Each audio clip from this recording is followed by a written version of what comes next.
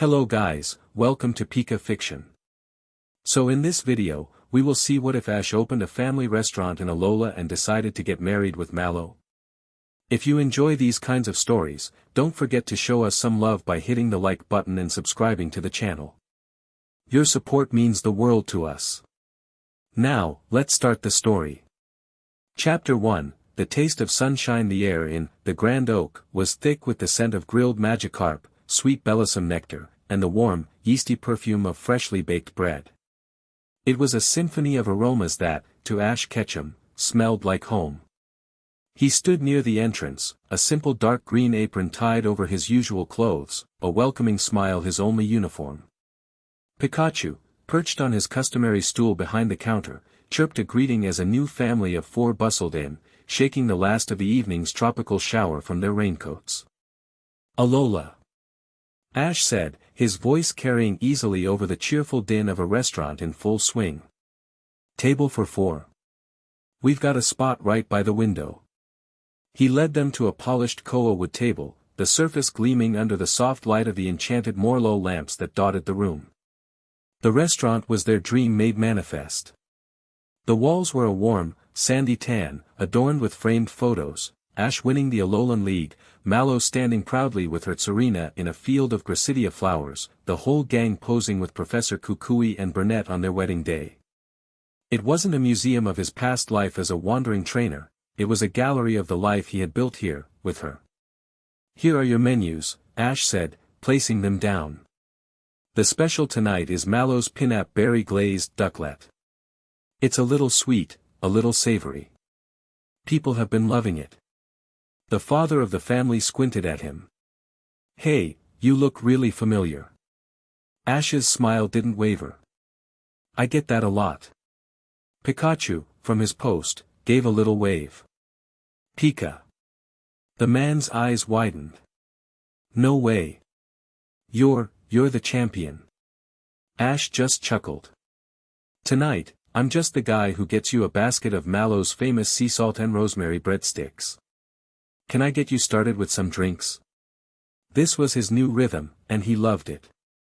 The thrill of a Pokemon battle was a wildfire in the blood, a roaring inferno of strategy and instinct. This was different. This was the steady, warm glow of a hearth. Managing the flow of a packed restaurant required a different kind of strategy.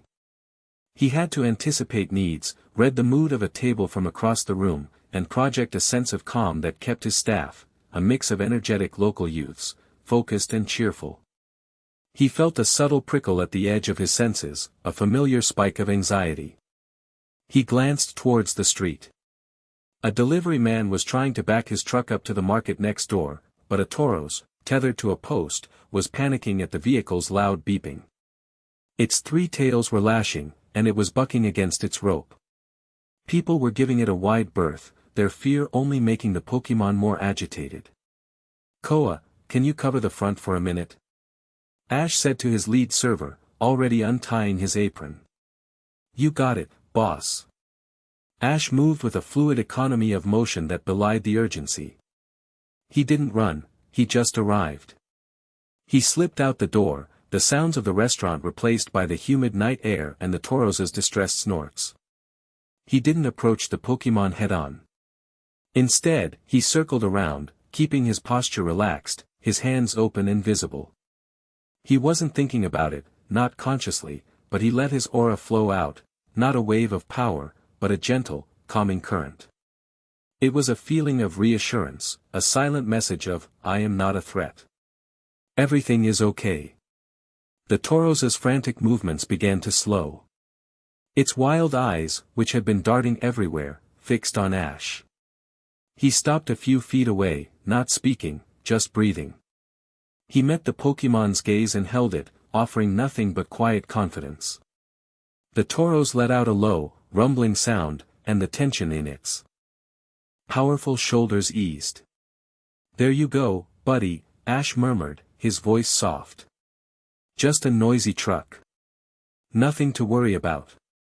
He reached out slowly and rested a hand on the Tauros's broad neck.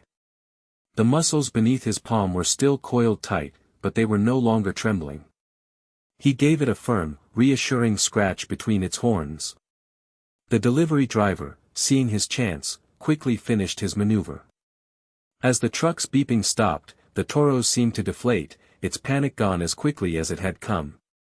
Ash gave the Pokémon one last pat. "You're all right." He turned and walked back into the restaurant, tying on his apron as if he'd just stepped away to check the weather.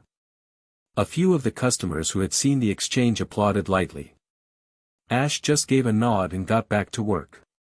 From behind the counter, Pikachu gave him a proud "choo." He felt a hand on his back and turned to see Mallow. She must have slipped out of the kitchen for a moment, her face glowing from the heat of the stoves, a light sheen of sweat on her brow. A smudge of flour was dusted across her cheek. "Everything okay out there, champion?" she asked, her green eyes twinkling. "Just a little traffic jam," he replied, his voice dropping into a more intimate register reserved only for her. He reached up with his thumb and gently wiped the flour from her cheek. "You're a mess." "It's a delicious mess," she countered, leaning into his touch for a fraction of a second. "Table 7 is raving about the risotto. Said they've never tasted anything like it. And Table 4 is ready to order. The dad is still starstruck, by the way. Better send Serena out to take their order, then," Ash joked. "She's more famous than I am." Mallow laughed, a sound that cut through all the restaurant's noise and went straight to his heart. "Don't tempt me. Now get back to work. These breadsticks aren't going to serve themselves." She gave his hand a quick squeeze and disappeared back through the swinging doors to her domain, leaving the scent of spices and her own unique warmth in her wake. Ash took a deep breath, the rhythm of the evening settling back into place. He loved this life. He loved the controlled chaos, the satisfaction on a customer's face, the feeling of building something real and tangible, side by side with the woman he loved. His journey to become a Pokémon master had taken him all over the world, but it was here, in the heart of Alola, that he had finally found what he was looking for. The last customer left just after 11, a young couple who gushed about the lava cookies served warm with a scoop of Castilia cone ice cream. The staff had finished their cleanup, wished them a good night, and departed into the warm, breezy Hawali evening. Now, it was just Ash, Mallow, and a dozing Pikachu. The Morlow lamps had been dimmed, casting long, soft shadows across the empty tables.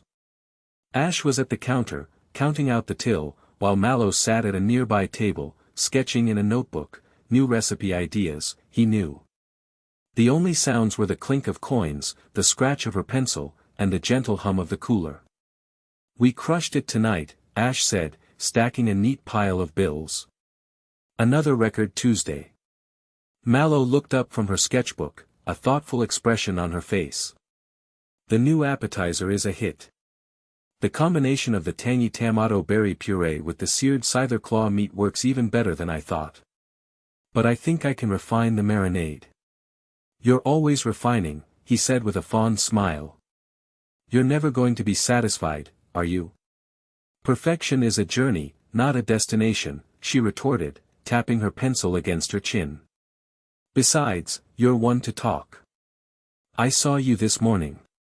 500 dodges with Lycanroc before the sun was even up." He shrugged, a faint blush on his cheeks.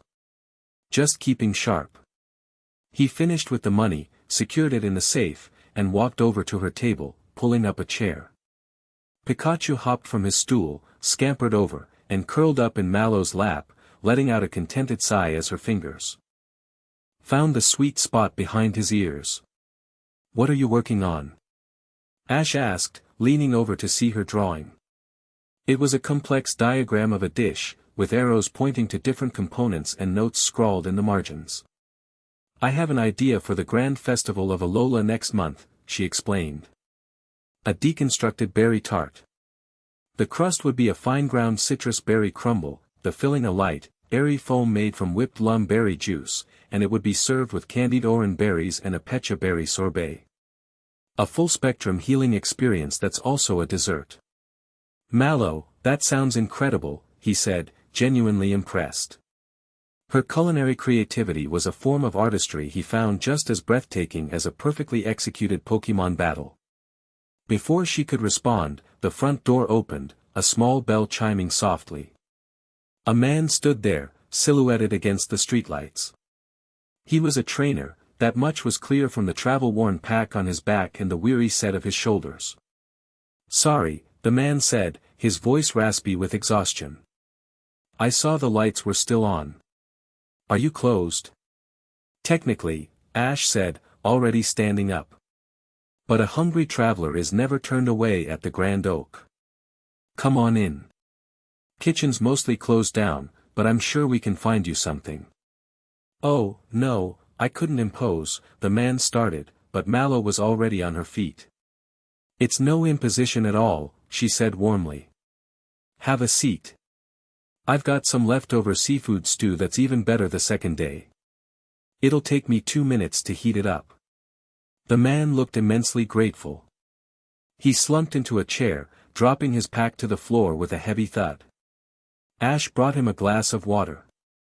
"Thank you," the traveler said, taking a long drink. "My name's Kale. I just got off the ferry from Alola. Been a long couple of days." "Ash, and this is my partner, Mallow," Ash introduced. "Welcome to Melee." Mallow soon returned with a steaming bowl of stew and a thick slice of bread. Kale dug in like a man who hadn't eaten a real meal in a week. "This is, wow," he said between mouthfuls. "This is the best thing I've eaten in months." "Mallow's the best chef in Alola," Ash said, a simple statement of fact. They let him eat in silence for a few minutes. As the edge of his hunger faded, Kale seemed to relax, and the weary lines on his face deepened. "You're a trainer, right?" Ash asked, noticing the well-worn poke balls on his belt. Kale nodded, his expression turning grim. "I was. I mean, I still am. But, it's been hard." He gestured to his belt. "I was on my way to challenge the Sinnoh League. I'd been training for years. My partner, my Garchomp, we were unstoppable." He paused, staring down into his empty bowl. "We were training near the spear pillar. High up in the mountains. We were having a great battle, really pushing our limits. Then, this thing showed up." Ash leaned forward, a flicker of interest turning into focused attention. "What thing?" "I don't know," Kale said, shaking his head. "It wasn't a Pokémon. It was a ship, I guess. Sleek, black, no markings. Completely silent. It just hovered there. Then it shot these beams of light at us. They weren't attacks, not like a hyper beam. They didn't hurt. They just passed through Garchomp." He swallowed hard, his voice dropping to a near whisper. "And then, he just fell. He wasn't fainted. He was just empty. All his fire, all his strength, it was gone. I took him to the Pokémon Center in Hearthome City. They said he was physically healthy, but his energy levels were almost zero. Like a battery that had been completely drained. He can barely manage a dragon claw now. The fighting spirit, it's just gone." Ash felt a chill run down his spine that had nothing to do with the cool night air. Pikachu, sensing his trainer's sudden tension, sat up in Mallow's lap, his ears twitching. "Did you report it?" Mallow asked, her expression serious. "Of course," Kale said with a bitter laugh. "To the local authorities, to the Ranger Union. They listened, but you could see it in their eyes. They thought I was crazy or making it up. Unmarked aircraft causing Pokémon fatigue. It sounds like a tabloid headline. But I saw it. I felt it." He looked at Ash, his eyes pleading. "My Garchomp, it's like his soul was scooped out. I'm taking him to the Ether Paradise. I heard they do amazing rehabilitation work. It's my last hope." While they were talking, a small television mounted in the corner of the bar, muted for the evening, was playing a late-night news recap. Ash's eyes flicked to it. The headline crawling across the bottom of the screen read, "Anomalous energy fluctuations reported over Hohen's M chimney. Scientists attribute phenomenon to unusual solar flare activity." Solar flares. Unmarked aircraft. A powerful Pokémon drained of its spirit. It was all disconnected, but it painted a picture that made him deeply uneasy. "I'm so sorry that happened to you," Mallow said, her voice filled with genuine empathy. She placed a hand on Kale's arm. "The stew is on the house. Please, get some rest. Ether Paradise will do everything they can." They saw Kale out, wishing him the best of luck. After he was gone, a heavy silence settled over the restaurant. "That was strange," Mallow said, finally. "It was," Ash agreed, his gaze distant. He thought of Spear Pillar, a place of immense power, the gateway to the realms of Dialga and Palkia. It wasn't a coincidence that something like this would happen there. "Do you think it's connected to that news report?" Mallow asked, following his line of thought. "I don't know," Ash admitted. "But it feels cold. Artificial." He shook his head, forcing a smile. "Come on. It's late. Let's finish up and go home." They finished locking up, turning off the last of the lights. They lived in a small, comfortable apartment above the restaurant, a cozy space filled with their Pokémon and their shared life. As they stepped out onto their private balcony, which overlooked the moonlit ocean, Ash wrapped his arms around Mallow from behind, pulling her close. She leaned back against his chest, her head resting on his shoulder. The sound of the waves lapping against the shore was a soothing, timeless rhythm. For a moment, the peace of the night pushed the traveler's strange story from his mind. This was real. The warmth of Mallow in his arms, the salty air, the quiet strength of their Pokémon sleeping soundly inside. But then he felt it. It was faint, so faint he almost missed it. A subtle vibration at the very edge of his perception, a discordance carried on the wind. It wasn't a sound.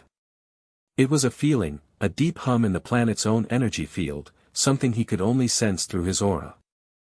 Alola had a vibrant, life-affirming song, a melody of sun and sea and earth that he had come to know as intimately as his own heartbeat. This was a new note. A single, sour, dissonant frequency. It felt metallic, sterile, and fundamentally wrong. Mallow shivered slightly. "Is it getting chilly?" "No," Ash said, his voice quiet, his eyes scanning the dark horizon. "I don't think so." He held her a little tighter, trying to ground himself in the solid reality of her presence. He told himself it was just his imagination, his mind unsettled by Kale's story. It was probably just fatigue after a long day. But as he stood there, watching the moonlight dance on the waves, the discordant hum persisted. And on the railing of the balcony, Pikachu, who had followed them out, stood stiffly, his fur bristling slightly, his small black ears twitching back and forth, listening to a sound that no one else could hear. The sun rose over Hawali City, painting the sky in strokes of orange, pink, and violet. On the beach behind the Grand Oak, the day had already begun. The sand was cool underfoot, the air fresh with the promise of a new day. This was their sanctuary, their training ground. Ash stood opposite Mallow, a grin on his face. "Ready?" Mallow stretched her arms over her head, her Serena mimicking the movement with regal grace. "Born ready. Let's see if you've gotten rusty running a restaurant, Mr. Champion." "Pikachu, Lycanroc, I choose you." Ash called out. His two Pokémon leaped forward, crackling with energy. Lycanroc, in his dusk form, let out an excited howl, his orange fur blazing in the morning light. "Serena, Shaymin, let's show them what we've got." Mallow countered. Her elegant grass-type took a fighting stance, while the small, hedgehog-like legendary Pokémon floated beside her, looking deceptively gentle. "You can have the first move," Ash offered.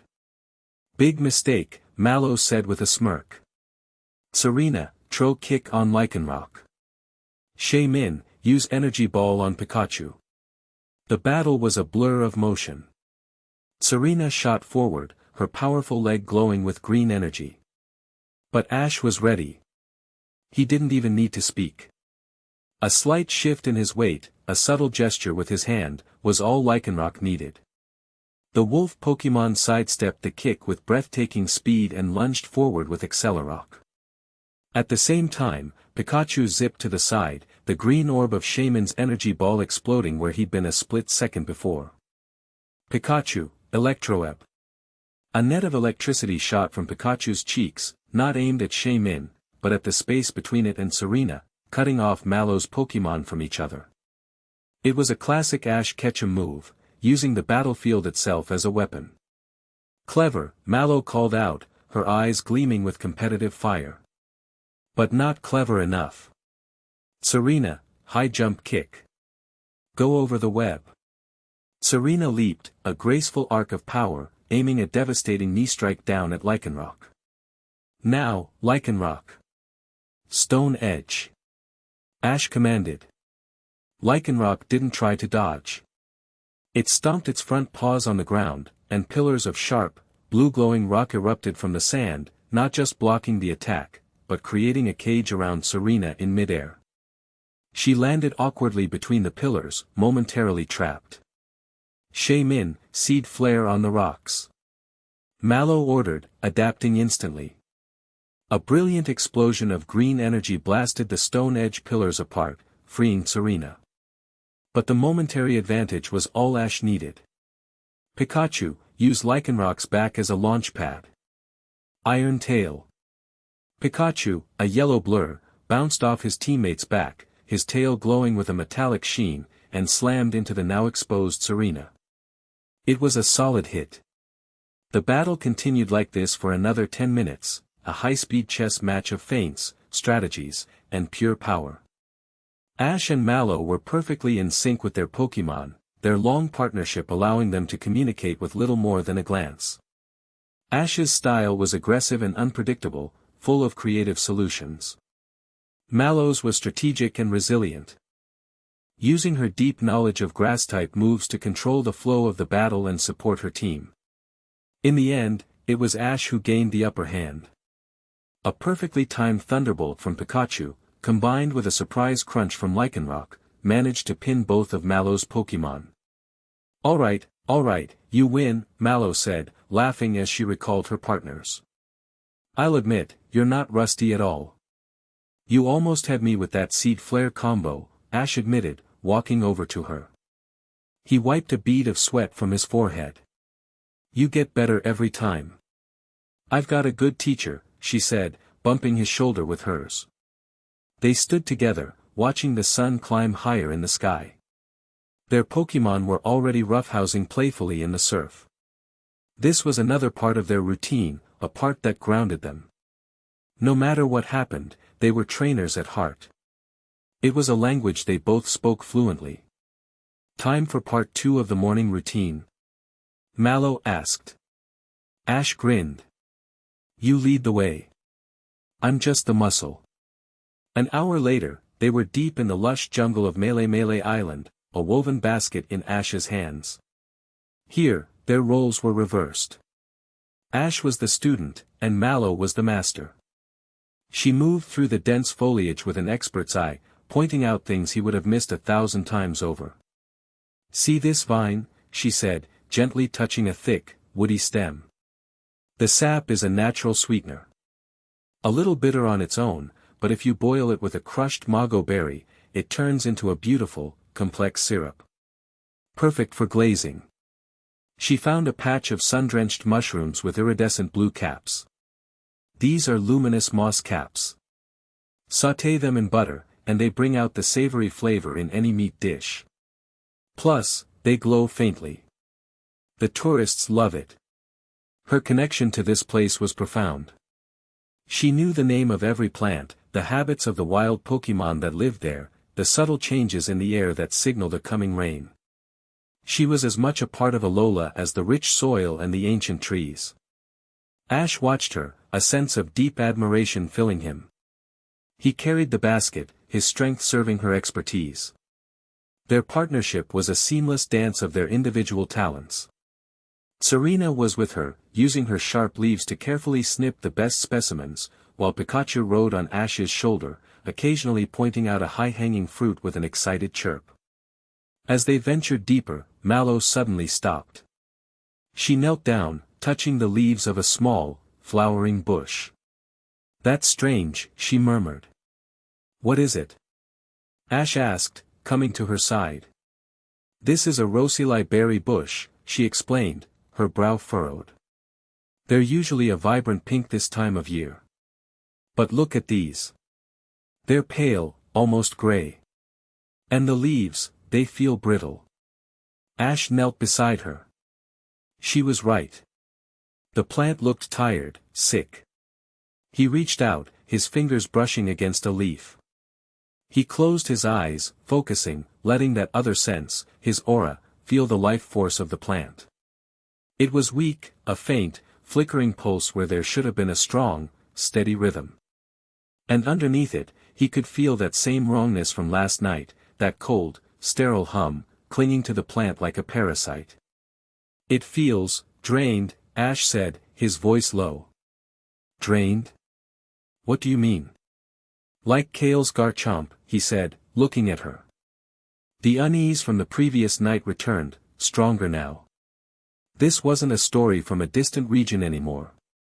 This was here. In their jungle.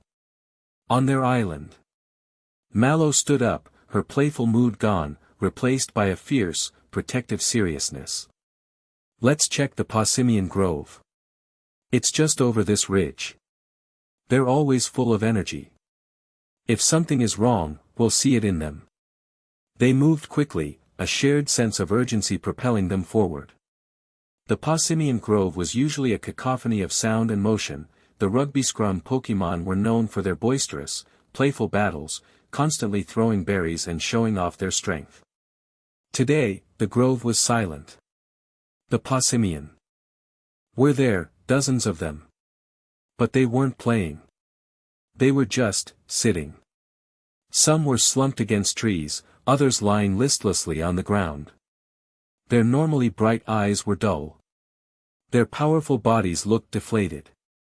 One tried to lift a hard lepa berry, its signature ball, but its arm trembled, and it dropped the fruit with a sigh of effort. They looked just as Kale had described his Garchomp, empty. Mallow let out a soft gasp, her hand flying to her mouth. This wasn't just a sick plant. This was a blight.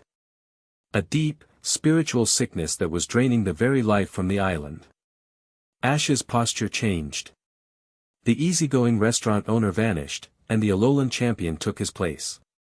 His eyes, sharp and focused, scanned the area. His aura was screaming at him now, the discordant hum a palpable presence in the air. It was stronger here. Colder. "It's coming from that way," he said, his voice hard as steel, pointing towards a rocky outcropping near the coast. "Ash, what is it?" Mallow asked, her hand on her Serena's shoulder. "I don't know," he replied, his gaze locked on the outcropping. "But we're about to find out." He took a step forward, Pikachu leaping from his shoulder to the ground, sparks already crackling from his cheeks. The peace of their morning had been shattered. The shadow he had sensed last night was no longer a distant threat. It was here, and it had poisoned their home. And Ash Ketchum was not going to let it stand. Chapter 2, The Silent Thief. The silence in the Possimian Grove was a violation. It was a place defined by raucous energy, by the percussive thud of hard berries being thrown in sport, by the cheerful chaos of a community at play. Now, the only sound was the rustle of leaves in a breeze that felt unnaturally cold, and the soft, ragged breathing of the drained Pokémon. Mallow knelt beside a young Possimian, her hand resting gently on its back. The Pokémon didn't even flinch, its eyes staring blankly at the forest floor. "It's the same feeling as the Rosilli bush," Mallow whispered, her voice tight with a mixture of anger and sorrow. "It's like the color has been bled out of the world." Ash didn't answer immediately. He stood a few feet away, his body coiled with a tension that was starkly different from his relaxed restaurant owner persona. This was the posture of a hunter, of a guardian on the verge of battle. His eyes were closed, but he wasn't relaxed. He was listening. Not with his ears, but with that deeper sense, the aura that connected him to the life force of the world. The discordant hum he'd felt last night was no longer a faint whisper on the edge of his perception. Here, it was a grinding, grating thrum, a nauseating frequency that felt like nails on the chalkboard of his soul. It was a void, an absence of energy that was so profound it had its own malevolent presence. And it had a direction. "There," he said, his voice low and hard. His eyes snapped open, focused and intense, pinning a direction through the dense jungle. Towards the coast. The bluffs overlooking the eastern cove. "Serena, stay here," Mallow commanded softly. "Protect them." Her Pokémon nodded, a fierce, regal protectiveness in her eyes. She moved to the center of the grove, a silent, powerful sentinel standing guard over the fallen Passimian. "Let's go," Ash said, already moving. Pikachu was a yellow lightning bolt, zipping ahead, his senses just as sharp as Ash's. They moved through the undergrowth with a shared, desperate urgency. They were no longer gathering ingredients, they were tracking a predator. The trail was sickeningly easy to follow. The further they went, the more the life of the jungle seemed to recede. The vibrant greens of the ferns and broad-leafed plants faded to a dull, sickly olive. The chirping of Pikipek and the chattering of Grubbin fell away, leaving an unsettling quiet in their wake. It felt like they were walking into a photograph that was slowly losing its color. Ash felt the wrongness intensify, the hum growing from a background noise to a pressure against his skull. He could feel Mallow reacting to it too, her steps becoming heavier, her breath catching. "It feels hard to breathe here," she said, her hand on her chest. "The air feels thin." "It's not the air," Ash said, not breaking stride. "It's siphoning the life out of everything. The land itself." They broke through the last line of trees and found themselves on a high, grassy bluff overlooking a secluded cove. The water below should have been a brilliant turquoise, but it looked dark and murky. The coral formations visible beneath the surface were pale, like bone. The very sand on the beach seemed gray. And there, in the center of the cove, hovering a dozen feet above the dead sand, was the source. At first, it was almost impossible to see. It wasn't invisible, but its surface seemed to bend the light around it, creating a shimmering, heat-haze distortion that defied the eye. It was like looking at a ghost. But Ash's aura didn't rely on sight. He could perceive the perfect, terrifying void it represented. A sleek, black, diamond-shaped object, about the size of a car, utterly featureless and completely silent. It was the physical manifestation of the hum that was screaming in his head. Tendrils of faint, shimmering energy, almost invisible to the naked eye, reached down from the object, sinking into the sand, the water, and the rocks. It was like a monstrous, technological leech, drinking the very essence of the island. "What is that thing?" Mallow breathed, her eyes wide with horrified disbelief. "The silent thief," Ash murmured, the name coming to him unbidden. It was what it did. It stole without a sound, without a trace, leaving only emptiness behind. He could see it now, the pieces clicking into place with chilling clarity. The drained Garchomp at Spear Pillar. The energy fluctuations over Empty Chimney. It wasn't random. It was targeted. This machine, or others like it, were being deployed to places of immense natural or legendary power and draining them dry. Pikachu's cheeks sparked violently, his entire body trembling with indignation. "Pikachu," he snarled, a sound of pure protective fury. "Easy, buddy," Ash said, placing a calming hand on his partner's head. "We don't know what it's capable of. We need a plan." But they were out of time. The moment Pikachu had sparked, the shimmering distortion around the drone flickered. It had detected them. The tendrils of energy retracted, and the object rotated silently to face them. A single, cold, red light blinked on its smooth, black surface. Before Ash or Mallow could even react, the attack came not from the drone, but from the trees behind them. Two figures dropped from the canopy, landing in silent, perfect crouches.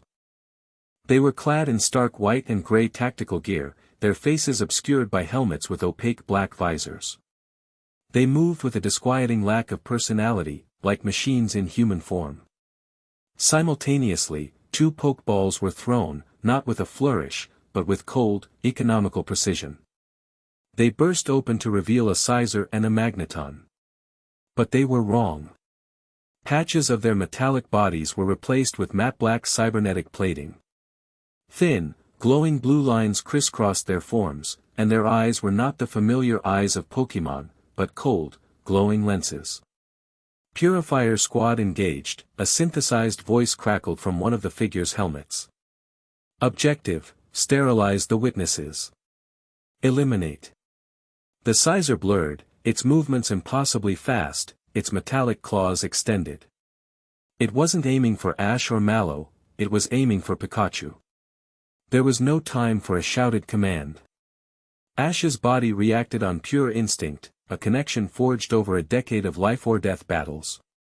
He moved in front of Pikachu, not to block, but to create an angle. A sharp, downward chop of his hand was the only signal. Down! Pikachu dropped flat, and the Scizor's claw sliced through the air where his head had been. At the same instant, Ash's other hand shot out, palm open. Now! A bolt of lightning, tight and focused, erupted from Pikachu's cheeks and slammed into the Scizor's side. The impact would have sent a normal Pokémon reeling. This one barely flinched. It corrected its trajectory in mid-air, its glowing eye lenses swiveling to lock onto Ash. It registered him as the primary threat. Mallow, the Magneton. Ash yelled, the first words he'd spoken since the ambush began. He didn't need to look to know she was already in motion. Min, let's go. Mallow cried, her own partner zipping into the air. Energy Ball. The Magneton's three bodies rotated, a low hum emanating from its cybernetics. It didn't dodge. Instead, a faint blue shield of hexagonal light flickered into existence around it, absorbing the energy ball with barely a ripple. Analysis complete, the other purifier's synthesized voice announced. Grass-type opponent. Deploying countermeasures. The Magneton's top magnet began to glow with an intense, icy light. An ice beam, far faster and colder than any normal Magneton could produce, shot towards Min. Aromatherapy, now. Mallow commanded. A wave of fragrant, pink energy pulsed from Min, not as an attack, but as a scream. The ice beam passed through it, and its cohesion wavered for a split second, enough for Min to dodge. Mallow was already thinking 2 steps ahead, using a support move as a tactical defense. Back with Ash, the Scizor was relentless. It fought with a terrifying logic, its movements calculated and precise. There was no wasted motion, no emotional tells, no roars of exertion. It was a weapon. It lunged, its pincer claws snapping. Ash moved with it, a fluid dance of evasion. He and Pikachu were a single entity, weaving in and out of the Scizor's reach. A flick of Ash's wrist sent Pikachu streaking left, a yellow blur hugging the ground. The Scizor's claw slammed into the earth, sending dirt flying. A subtle dip of Ash's chin, and Pikachu changed direction instantly, firing an electro-ebb not at the Scizor, but at the ground in front of it.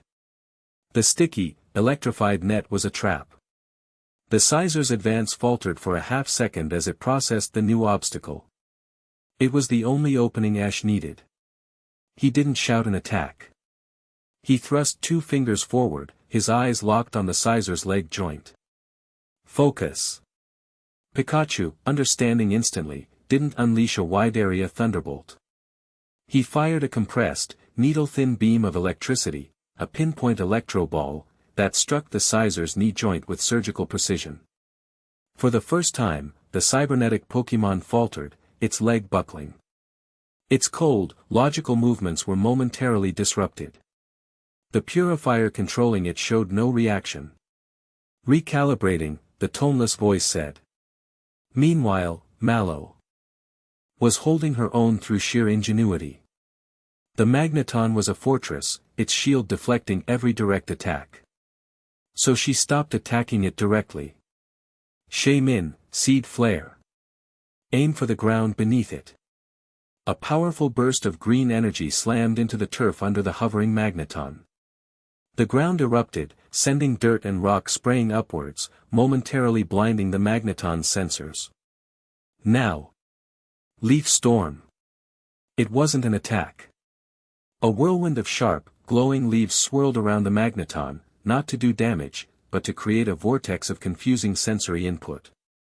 The cybernetic Pokémon, designed for clear data, began to twitch, its targeting system struggling to find a lock through the storm. "They're too defensive," Ash called out, parrying another claw strike with a perfectly timed iron tail from Pikachu, the clang of metal on metal ringing through the cove. "We have to break their rhythm." He saw what Mallow was doing and a plan formed instantly, a spark of shared strategy between them. "Mallow, on my mark. Get ready to hit it with everything you have." He turned his full attention back to the Scizor. The Purifier was adapting, its Pokémon starting to predict his nonverbal cues. He needed to do something it couldn't calculate. He closed his eyes for a fraction of a second, drawing on his own energy. The air around him shimmered. He wasn't just commanding Pikachu anymore, he was synchronizing with him, his aura flowing into his partner, amplifying his power. "Pika!"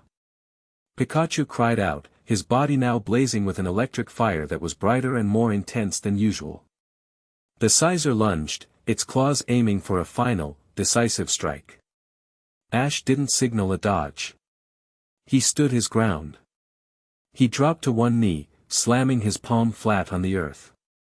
"Up!" Pikachu, understanding the desperate gambit, leaped onto Ash's outstretched arm, using it as a springboard to launch himself directly at the charging Scizor. It was a move that defied all logic, a head-on charge against a stronger opponent.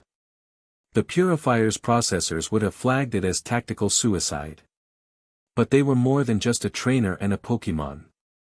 They were partners. Halfway through the air, their bond flared to life. "Now, Pikachu!" Ash roared, his voice raw with power. It wasn't 10 million volt thunderbolt. It was something more primal, more focused. A spiraling, condensed vortex of pure electrical energy wrapped around Pikachu, turning him into a living thunderbolt. It was a move they had perfected in the quiet moments of their training, a move born of their complete trust. Spiral volt crash. He slammed into the Scizor's chest. The cybernetic Pokémon's defenses, designed for predictable elemental attacks, had no answer for this raw, bond-fueled power. Its plating cracked. Its glowing blue lights flickered and died. It was thrown backward with tremendous force, crashing into the Purifier behind it. Both went down in a heap of sparking metal and limp limbs. "Mallow!" Ash screamed, not missing a beat. Mallow had been waiting. Min had gathered an immense amount of natural energy, the air around it thick with the scent of ozone and blooming flowers. "Let's do it, Min." Gracidia's wrath. It was her own ultimate move, a technique she had developed that combined Shaman's Sky for Me power with its connection to the earth.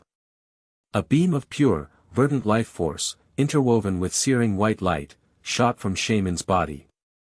It didn't just hit the magneton, it overwhelmed it. The hexagonal shield shattered like glass. The leaf storm was ignited by the beam's energy, turning into a firestorm of green flame. The magneton and its Purifier trainer were engulfed. For a moment, there was silence, broken only by the crackle of residual energy and the heavy breathing of Ash and Mallow. They had won. But the victory was short-lived. The Purifier who had controlled the Scizor stirred. It wasn't injured.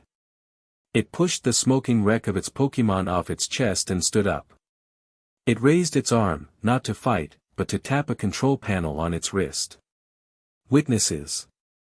Confirmed hostile. Threat level, Alpha. Protocol Scorch initiated. Erasing data. A high-pitched whine began to emanate from the purifier's suits and their downed Pokémon. A blinking red light appeared on the chest of each soldier. Self-destruct. Get back. Ash yelled, grabbing Mallow's arm and pulling her behind a large rock formation. He threw himself in front of her, shielding her with his own body as Pikachu and Shaymin dove for cover. The explosion was not a conventional one. It was a blast of pure, white, concussive energy, followed by a wave of intense heat. There was no shrapnel, no debris. It was designed to vaporize everything, leaving no trace. The ground where the purifiers and their Pokémon had been was now a circle of blackened, glassy sand. The silence that followed was absolute. The air smelled of ozone and melted silicon. Ash pushed himself up, his ears ringing. "You okay?" he asked, turning to Mallow. She nodded, shaken but unharmed. "Yeah. You?" "I'm fine." He stood and looked at the crater. They had won the fight, but lost the interrogation. They had no prisoners, no data, no answers. Just more questions. He walked cautiously towards the edge of the blast zone. The heat was still radiating from the fused sand. They had erased themselves completely. Almost. Something glinted in the dying light of the sunset. At the very edge of the blast radius, a small, twisted piece of metal lay half buried in the sand. It must have been torn from the Sizer's chassis by the force of Pikachu's attack before the self-destruct was initiated. Ash knelt and picked it up carefully. It was a fragment of the black cybernetic plating, warped by heat. Etched into its surface, unmistakable even in its damaged state, was a symbol, a stylized, sharp-angled letter, enclosed within a shield. He looked from the fragment in his hand to the silent, hovering drone in the cove. The red light on its surface was blinking faster now. It had witnessed the entire battle. It had recorded everything. As if responding to his gaze, the drone began to ascend silently. It rose above the cove, tilted, and then shot off towards the horizon with impossible speed, leaving no sound, no exhaust, nothing but a faint shimmer in the air that quickly vanished. It was gone. Ash closed his fist around the metal fragment, its sharp edges digging into his palm. The peace of his life, the simple joy of running a restaurant and training on the beach, felt like a distant memory. The shadow was no longer just a hum or a story. It had a name, or at least a symbol. And it had just declared war on his home. The air in Professor Kukui's lab crackled with a different kind of energy. It wasn't the hum of battle, but the tense silence of a crisis unfolding. The large monitors on the wall, usually displaying Pokémon data or ecological charts, now showed a satellite map of Mele Island, a red circle drawn around the eastern cove. Professor Kukui, his usual easygoing grin replaced by a grim line, turned the metal fragment over and over in his gloved hands, examining it under a magnified light. Professor Burnett stood beside him, her arms crossed, her expression a mixture of scientific curiosity and deep concern. "The alloy is remarkable," Burnett said, looking at the readings on her screen. "It's a composite of carbon nanotubes and titanite steel, with trace elements I can't even identify. It's technology that is, conservatively, 20 years ahead of anything the Ether Foundation or Devon Corp is developing publicly. And this symbol," Kukui said, tapping the stylized on the monitor. "It doesn't match any known organization. Not Team Rocket, not Galactic, not Flare. It's new." Ash stood before them, Mallow at his side. He had recounted the entire event, from the drained Possimian to the self-destructing soldiers. He left nothing out. "They called themselves purifiers," Ash said, his voice steady. "And their Pokémon, they didn't feel like living creatures. They felt like tools. No hesitation, no pain, no instinct. Just programming. Cybernetic augmentation that suppresses a Pokémon's natural emotional responses," Burnett mused, horrified. "To do that, you'd have to fundamentally alter the neural pathways. It's monstrous." Kukui finally looked up from the fragment, his eyes meeting Ash's. The professor's gaze was heavy with the weight of his responsibility as a leader in the Alolan community. Ash, you said the drone was siphoning energy directly from the land. That explains the readings we've been getting for the last 24 hours. A localized, cascading ecosystem failure. We thought it was a new type of blight or virus. It is a virus, Malow interjected, her voice fierce. A technological one. It's poisoning the island from the soul outwards. Kukui nodded grimly. Ash, Malow. You two did more than just win a battle today. You uncovered a threat that is operating on a level we've never seen before. Silent, technologically superior, and utterly ruthless. He walked over to his main console and initiated a secure video call. A moment later, a familiar face appeared on the main screen, Luzman, president of the Ether Foundation. Her expression was poised and professional, but her eyes held a new, hard-won caution that hadn't been there years ago. Glad Ion stood just behind her, his arms crossed, his face a mask of cold fury. Luzman, Kukui began without preamble. We have a situation. Kukui quickly and efficiently relayed the information, Ash and Malow adding details where necessary. As he spoke, Luzman's professional calm slowly gave way to visible alarm. When Kukui held up the fragment with the insignia, she leaned closer to her screen. Let me see that, she commanded. Kukui placed it under a high-resolution scanner, and the image appeared on Luzman's monitor.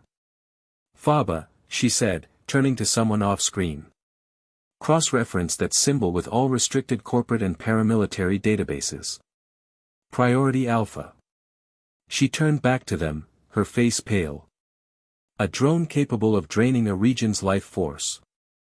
Cybernetically controlled Pokémon. Soldiers who self-destruct to avoid capture. This isn't a rogue team of poachers. This is an organization with immense resources and a terrifyingly clear agenda. They're targeting places of power, Ash stated. Spear Pillar. Empty Chimney. The coves of Melee. These aren't random. He's right, Gladion's voice cut in, sharp as a shard of glass. Melee Island is the home of Tapu Koko. The entire island is saturated with its energy.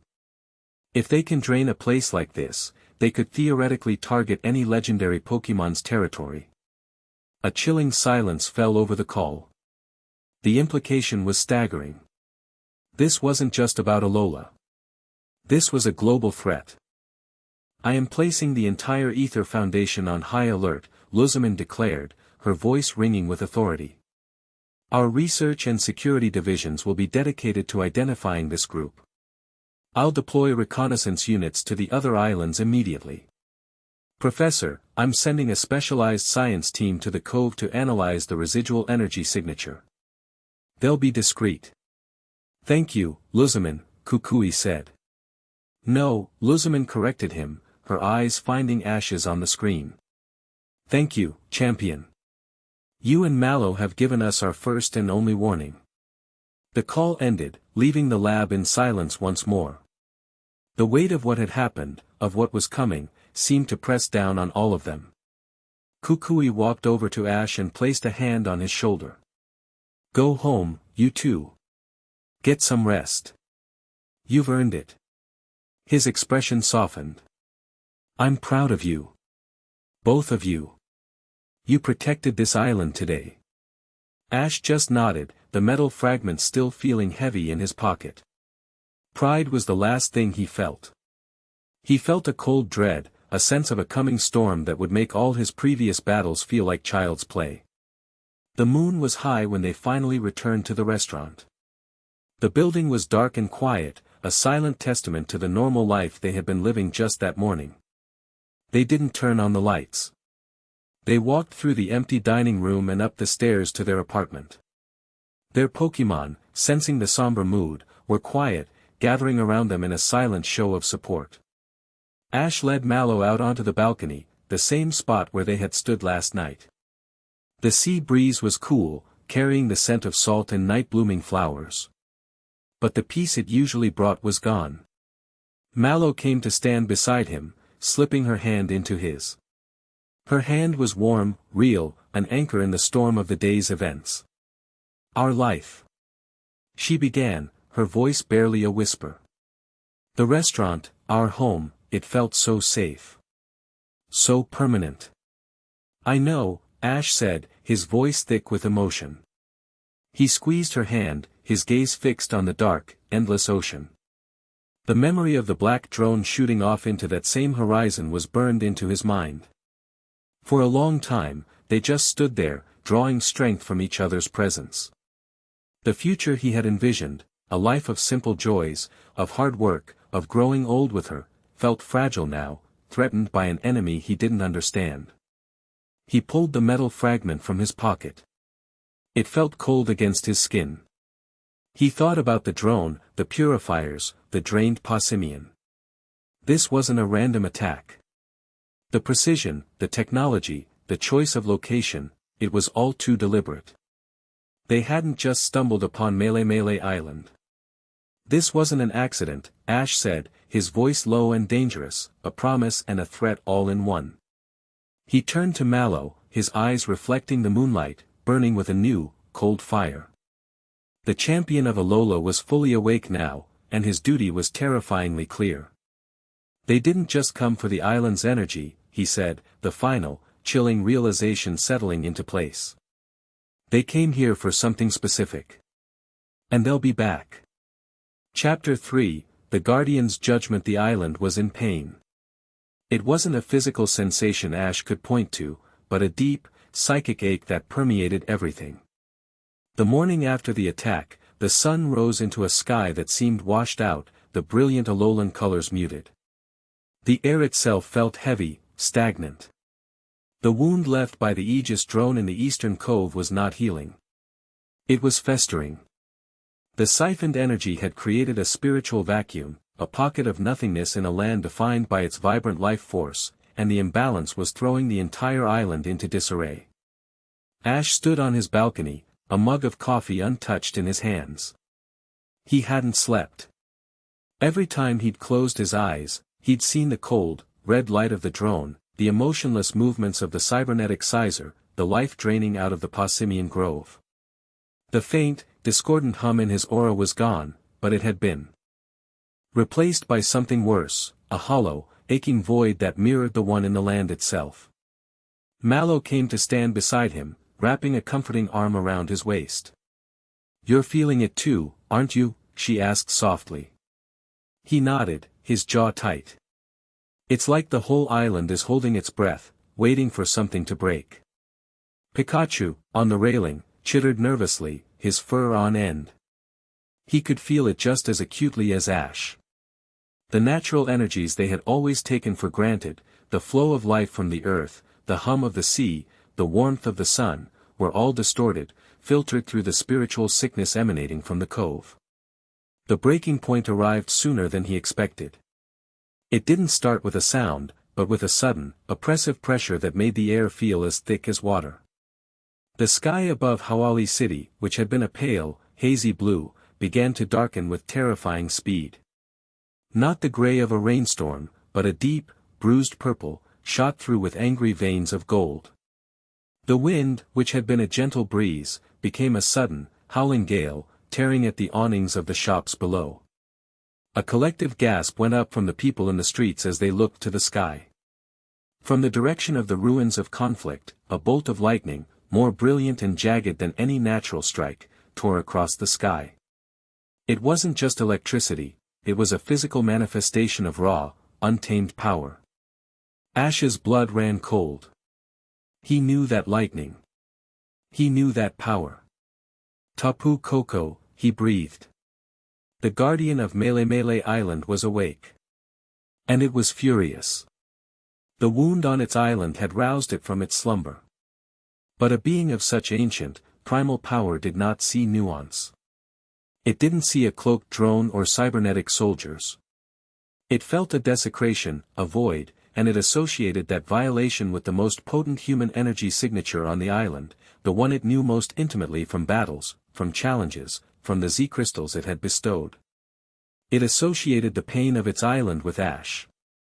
A second bolt of lightning struck the peak of the tallest building in Hawali City, and then, in a blinding flash of golden light, Tapu Koko appeared. It hovered above the city center, its warrior's mask closed, its powerful arms crackling with an aura of incandescent rage. It wasn't there to investigate. It was there to deliver judgment. Its gaze, like a physical force, swept across the city and locked onto the apartment above the Grand Oak. It locked onto Ash.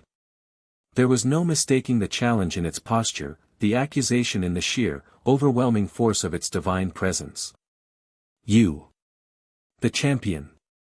The guardian of my domain. My island is wounded. Prove you are still worthy of its defense. Prove you are not the source of its pain. Panic began to spread through the streets below. People were screaming, running for shelter. Mallow, get inside, Ash said, his voice deadly calm. Keep everyone safe. Ash, no. You can't fight it. It's not thinking straight, she protested, her hand gripping his arm. I don't have a choice, he replied, his eyes never leaving the enraged guardian deity. This isn't a battle to win. It's a conversation. And right now, it's the only language it will understand. He gave her a quick, hard look, his gaze softening for a fraction of a second. I have to do this. Mallow saw the unshakable resolve in his eyes, the same resolve that had won him the championship. She nodded, her own fear eclipsed by her trust in him. Be careful, she whispered, before hurrying inside to usher their Pokémon to safety and check on the restaurant below. Ash took a deep breath, the howling wind whipping his hair. He vaulted over the balcony railing, landing lightly on the roof of the restaurant. Pikachu leaped from the railing to his shoulder in a seamless motion. All right, buddy, Ash said, his voice low. Looks like we're up. He didn't need to call out the challenge. His presence on the rooftop, meeting Tapu Koko's gaze without flinching, was enough. With a deafening thunderclap, the guardian deity surged forward, closing the distance between them in an instant. It didn't attack the city. Its focus was entirely on Ash. Lycanroc. Incineroar. I need you. Ash roared, throwing 2 Pokeballs into the air. His Pokémon materialized in flashes of light on the street below, their stances ready. The street was now deserted, a battleground cleared by fear. Tapu Koko unleashed a chain of thunderbolt attacks, not the focused bolts of a trainer's Pokémon, but wild, untamed arcs of divine lightning that ripped up the pavement and shattered windows. Lycanroc, Stone Edge for cover. Ash commanded, leaping from the roof and landing in a crouch on the street. Pillars of rock erupted from the asphalt, providing a momentary shield against the onslaught. Incineroar, Darkest Lariat. Incineroar became a spinning cyclone of dark fire, not aiming for Tapu Koko directly, but creating a defensive perimeter, absorbing and deflecting the stray bolts of lightning that got past the rock pillars. Ash wasn't fighting back yet. He was weathering the initial storm, showing the enraged deity that he could withstand its fury. The battle was a terrifying spectacle. It was a clash of raw, elemental power against honed, strategic defense. Ash was a whirlwind of motion, his commands sharp and precise, his Pokémon moving like extensions of his own will. He used the urban environment to his advantage, having Lycanroc create barriers, using the reflective surfaces of buildings to momentarily blind the Guardian, having Pikachu lay down Electrowebs to corral the lightning strikes. But he was outmatched in sheer power. Tapu Koko was a force of nature. It summoned a massive nature's madness, a wave of ethereal energy that represented the island's pain, and hurled it at them. The attack tore through their defenses, sending Lycanroc and Incineroar flying. They landed hard, groaning but not defeated. Ash, this is insane. You have to stop. Mallow's voice cried out from the entrance of the restaurant. She was standing there, her face pale with terror, unable to stay hidden while he was in such danger. Ash glanced at her, and in that split second of distraction, Tapu Koko struck. It moved with impossible speed, appearing directly in front of him. It wasn't an attack with lightning or energy. It pulled back its powerful arm and slammed its shielded fist directly into Ash's chest.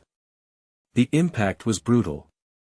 The air was driven from his lungs, and he was sent flying backwards, tumbling across the pavement until he slammed into the wall of the shop across the street. He collapsed to the ground, his vision swimming with black spots. Pikachu, thrown from his shoulder, landed nearby, sparking weakly. Tapu Koko hovered over him, its rage unabated. It had proven its point. The champion was weak. Unworthy. Lying there, his body screaming in protest, Ash looked past the blinding aura of the Guardian. He didn't see a monster. He saw a protector lashing out in pain and confusion. He saw Alola itself, crying out for help. And he knew what he had to do. He wasn't going to win by overpowering it. He had to make it understand. With a great effort, he pushed himself to his knees. He ignored his battered Pokémon. He ignored Mallow's horrified scream. He looked directly at Tapu Koko, and he opened himself up. He let his own aura, his own life force, flow outwards, not as a weapon, but as an offering. He projected everything he had seen, everything he had felt. The image of the silent, black drone. The feeling of the cold, sterile hum. The sight of the drained Passimian, their spirits extinguished. The terror and ruthless efficiency of the purifiers. The hollow void in the cove that was poisoning the land. He didn't just remember it, he relived it, and he broadcasted that memory, that feeling, that truth, directly into the mind of the guardian deity. It was a massive risk. Opening himself up so completely left him utterly vulnerable. For a moment, Tapu Koko's furious energy flared, as if to reject the intrusion. But then, the raw, undiluted truth of Ash's projection hit it. The cold, artificial wrongness of the Aegis drone was a sensation so alien, so antithetical to the life of the island, that it cut through the Guardian's rage-filled haze. It recognized the feeling not as Ash's, but as the signature of the true wound. The golden aura of rage around Tapu Koko began to dim. Its crackling energy subsided. The dark clouds above the city began to part, allowing slivers of true sunlight to break through. It looked from the kneeling, battered human before it to the eastern cove, its ancient senses now able to pinpoint the source of the violation it had been shown. It understood. The closed shell of its mask slowly retracted, revealing its intense, bird-like face. Its gaze was no longer filled with rage, but with a dawning, terrible clarity, and a newfound, profound respect for the mortal who had not fought it, but had instead shown it the truth at great personal risk. Ash, his energy spent, swayed on his knees. He had done it. Tapu Koko floated down until it was directly in front of him. It extended one of its shielded hands, not to strike, but palm up. It held the gesture for a moment, an acknowledgement. You are the true guardian. Then, it turned its attention to Ash's left wrist. The simple leather band he wore there, a memento from their first encounter, began to glow. A surge of pure, refined Z-power, far more potent than anything Ash had ever felt before, flowed from Tapu Koko into the band. The leather transformed, reweaving itself into a new, more powerful Z-ring, a black and gold band that seemed to thrum with the untamed energy of the island itself. It was not just a gift. It was a renewal of its pact. It was a tool, a weapon, and a symbol. It was Tapu Koko acknowledging Ash not just as champion, but as its chosen defender in the war to come.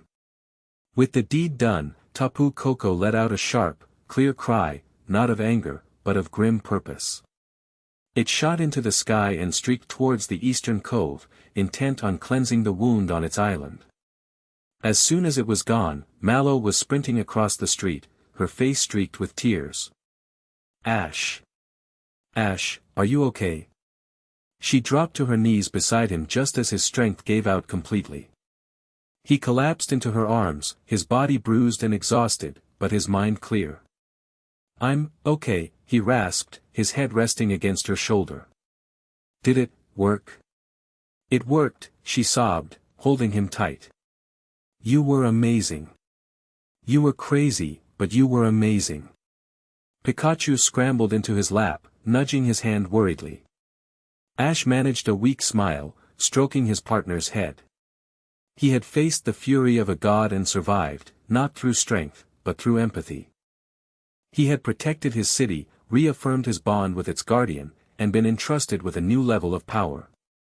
But as Mallow held him, the reality of his injuries began to set in, and the world faded into a grateful darkness.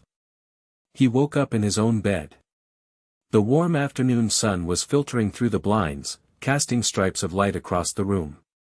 Every muscle in his body ached with a deep, profound soreness. He tried to sit up and groaned, a sharp pain lancing through his ribs.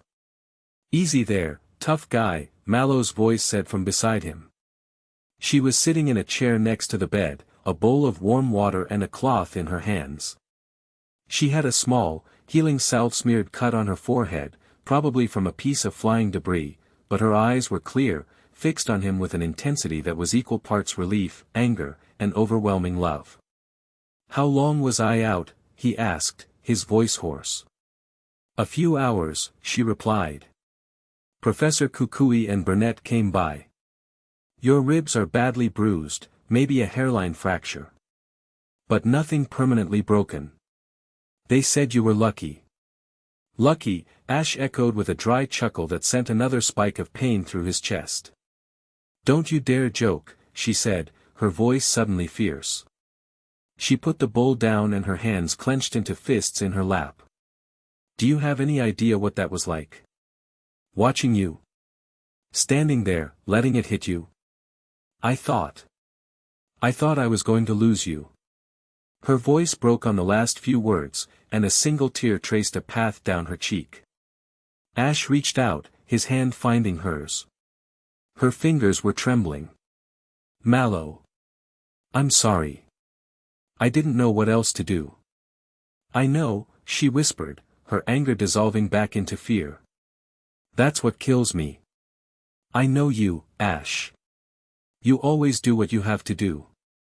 You always throw yourself in front of the bus to save everyone else. But what about you? What happens when there's a bus you can't stop? He squeezed her hand. Then I'll have you there to patch me up afterwards. She let out a watery laugh, shaking her head. It's not funny. I know. His expression turned serious. He looked at her, at the genuine terror that was still lurking in her eyes, and the weight of what he had put her through hit him harder than Tapu Koko's fist. He saw their life together flash before his eyes, the restaurant, the early morning training sessions, the quiet evenings, the shared dreams. It was a life he had almost lost, a future he had almost thrown away. And he knew, with a sudden, gut-wrenching certainty, that losing it would be 1,000 times worse than losing any battle. I can't promise I won't have to fight again, Mallow, he said, his voice quiet but firm. This group, this Aegis, they're not going to just leave. Today proved that the stakes are higher than I ever imagined. He paused, gathering his thoughts, his next words feeling more important than any command he had ever given in battle. But I can promise you this. I'm not just fighting for the world anymore. I'm not just fighting because I'm the champion. I'm fighting for this. For our home. For our life. For you. He took a shaky breath, his heart pounding in his bruised chest. The chaos of the day, the divine fury, the specter of the new enemy, it had all served to burn away every last bit of doubt, every last vestige of his old, wandering self. It had forged his purpose into something sharp and clear. He looked into her beautiful green eyes, the anchor of his world. Mallow, he said, his voice filled with a quiet, unshakable certainty. Whatever comes next, whatever enemies we have to face, whatever battles we have to fight. I want to face it all with you. Officially. As a family. He shifted, wincing at the pain in his ribs, but he managed to prop himself up on one elbow. I don't have a ring. I don't have a grand speech planned. All I have is a couple of bruised ribs and the absolute certainty that I can't imagine my life without you in it. He held her gaze, his heart in his eyes. Will you marry me, Mallow? Tears were streaming freely down her face. Now, but her lips were curved into a radiant, beautiful smile. She didn't hesitate. She didn't even need a second to think. Her answer was as immediate and as natural as breathing. Yes, she whispered, her voice choked with emotion. Of course, yes. She leaned forward, her movements careful so as not to hurt him, and pressed her lips to his. The kiss was gentle, salty with her tears, and filled with the profound relief and unshakable commitment of two people who had faced down a god and stared into the abyss, only to find each other on the other side. It wasn't a fairy tale proposal. It was a vow made in the quiet aftermath of a storm, a promise to be each other's strength in the war they both knew was just beginning.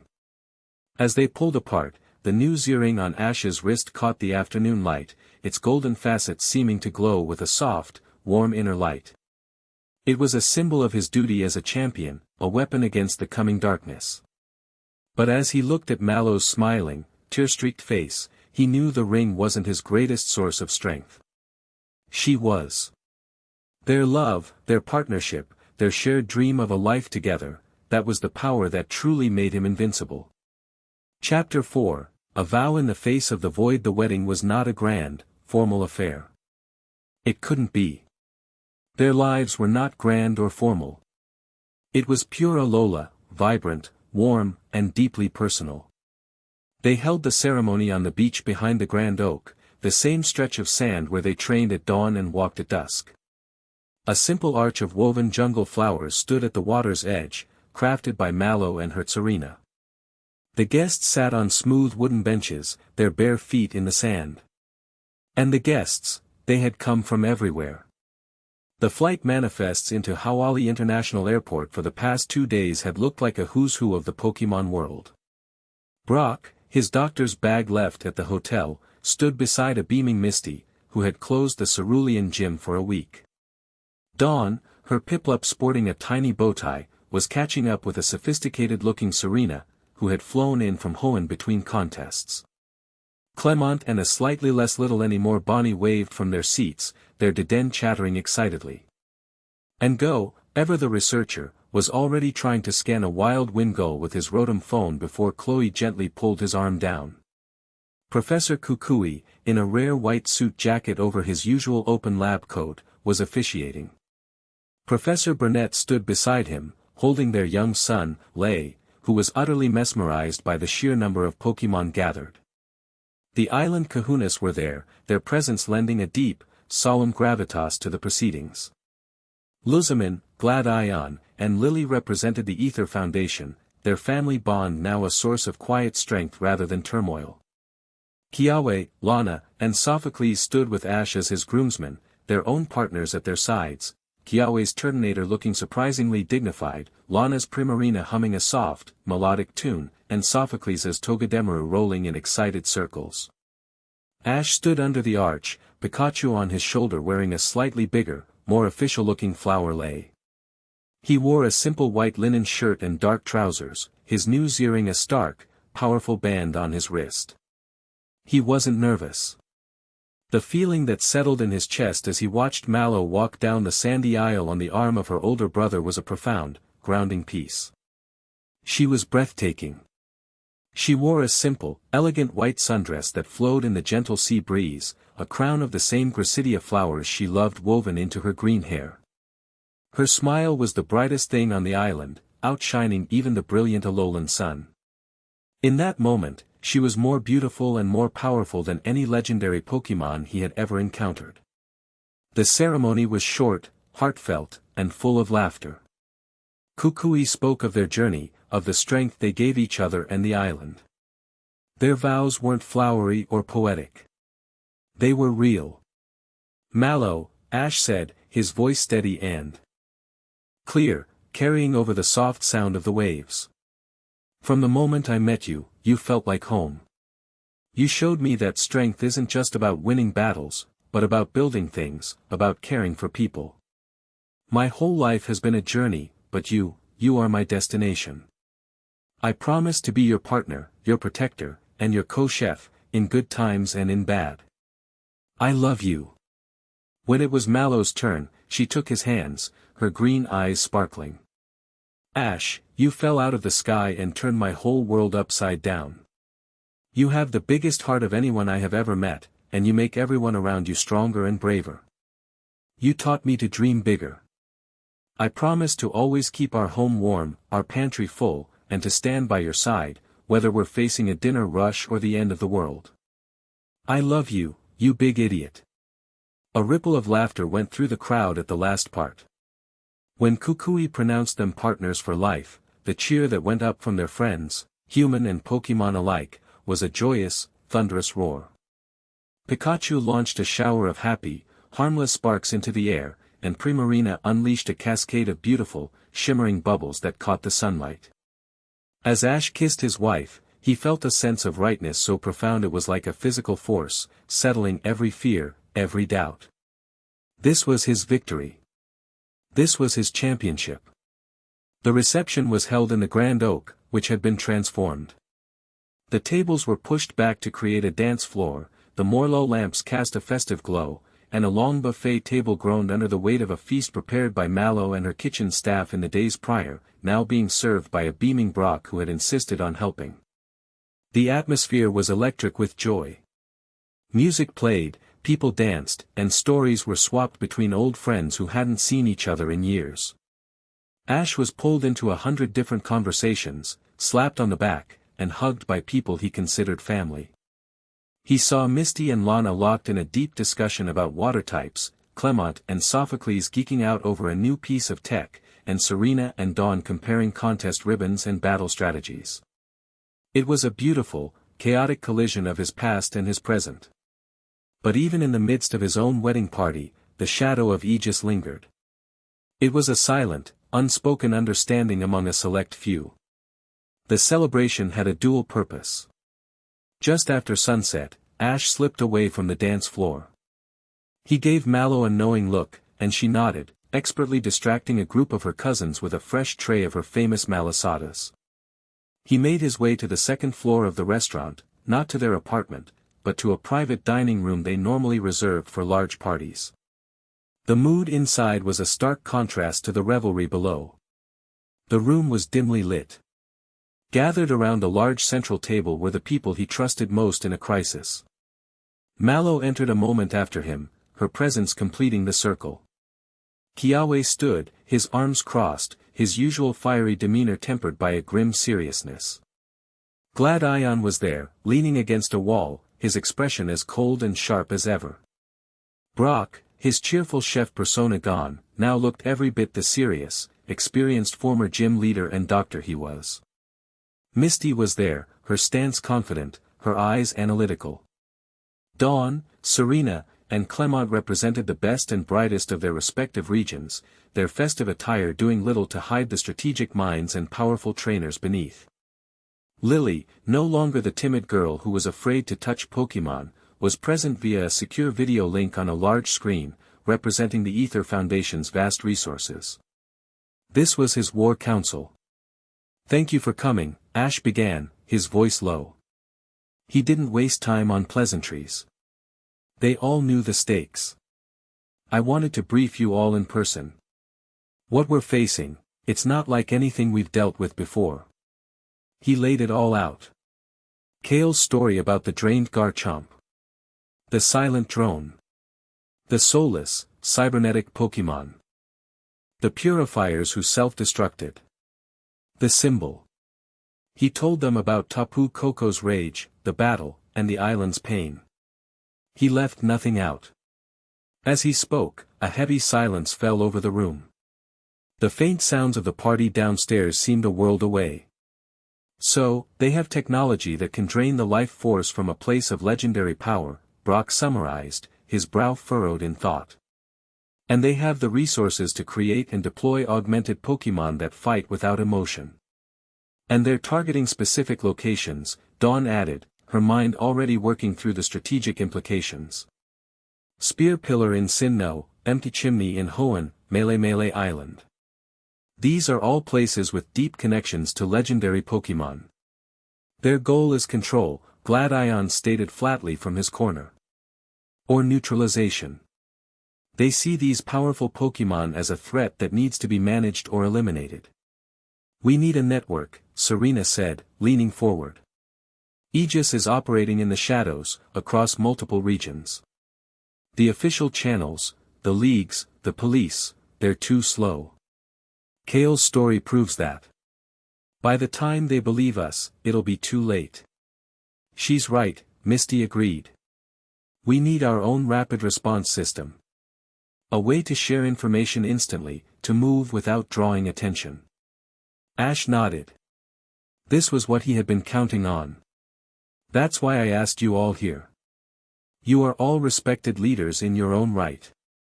Gym leaders, top coordinators, inventors, researchers. You have connections. You have influence. If you see something, a strange energy reading, a story like Kale's, a sighting of unmarked black aircraft, you don't go to the police. You come to us. To this group. I've already set up a secure, encrypted communication channel, Clement chimed in, pushing his glasses up his nose. It's piggybacking on a satellite network I designed for my research. It's completely untraceable. We can be in constant contact. The Ether Foundation can provide logistical support, Lily said from the screen. Transportation, sanctuary for anyone who needs it, and our global monitoring network is already searching for any anomalies that match what you described in the cove, Ash. A plan began to form, a web of alliances spun in the quiet upper room of a restaurant while a party raged below. Brock would use his connections in the medical and breeding communities to watch for any Pokémon suffering from the strange energy loss. Misty and her sisters would monitor the water routes between regions. Dawn and Serena would use their travel circuits to act as eyes and ears in Hoenn and Sinnoh.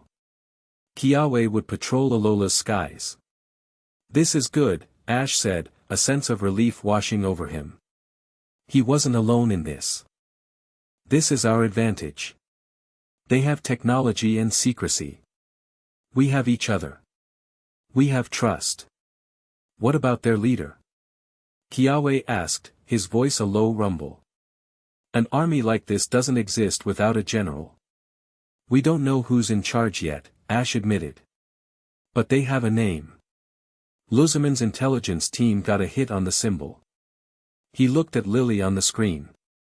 Lily's expression turned grim. It's a recent registration. A philanthropic organization called the Aegis Foundation. Publicly, their charter is disaster relief and the containment of rampaging Pokémon to protect civilian populations. They've been quietly gaining a lot of political capital. A cold dread settled in Ash's stomach. This was worse than a secret criminal syndicate. They were hiding in plain sight. As if on cue, a new alert pinged on Lily's screen. Her eyes widened as she read it. Oh no. What is it? Mallow asked, stepping closer to the screen. It's happening right now, Lily said, her voice strained. A global symposium on Pokémon-related ecological disasters. The Aegis Foundation was a last-minute addition to the speakers list. Their director is addressing the world's leaders, right now. Clement quickly typed on his device, and the video feed Lily was watching appeared on the main screen. The image was of a grand hall, filled with delegates and reporters. On the stage stood a man. He was not a cartoonish villain. He was handsome, in a severe way, with sharp features, silver-streaked dark hair, and an air of calm, unshakable authority. He wore a simple, impeccably tailored suit. He looked like a visionary, a CEO, a savior. For too long, we have lived at the mercy of forces we deify but do not understand, the man said, his voice resonant and compelling. We call them legendary, guardian, deity. I call them what they are, unpredictable, planet-altering forces of nature with a heartbeat. We celebrate the heroes who stop their rampages, but we never question why we must live under the constant threat of those rampages in the first place. Behind him, images flashed on a large screen. A computer simulation showing the devastation caused by the clash of Dialga and Palkia over Alamos Town. Archived news footage of Kyogre and Groudon's primal battle threatening to tear Hoenn apart. A map showing the path of destruction left by a rampaging golem in a region a hero had failed to reach in time. It was expertly manipulated, terrifyingly effective propaganda.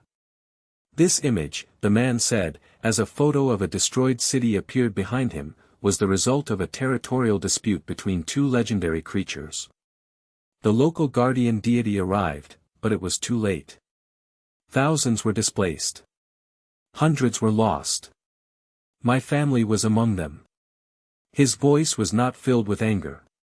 It was filled with a chilling, absolute certainty.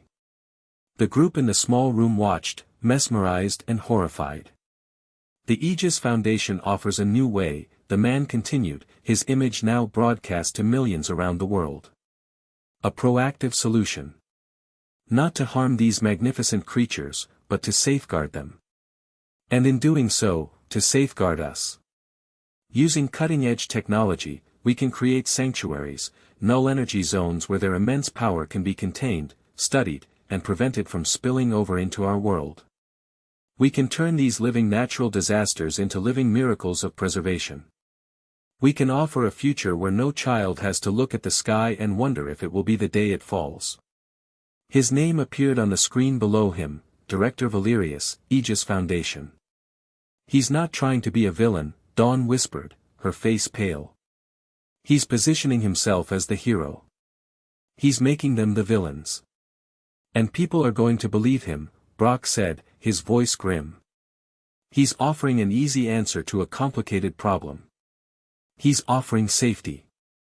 The feed showed the faces of the delegates. They were not horrified. They were intrigued. Some were even nodding. Valerius's cold, tragic logic was seductively simple. Just as Valerius finished his speech to a swell of applause, Gladion's personal datapad buzzed. He looked at it, his face hardening into a mask of stone. He looked up at Lily on the screen. "Mother," he said, his voice dangerously low. "Check your internal communications." From board member Alistair. Lily's fingers flew across her own device. Her face went white. It's a proposal. An official motion for the Ether Foundation to enter into a partnership with the Aegis Foundation. Alistair is citing their innovative containment protocols as a potential solution for managing the Ultra Beasts. The room fell silent. The enemy wasn't at the gates. They were already inside. They weren't just attacking with drones and soldiers. They were attacking with politics, with public relations, with ideas.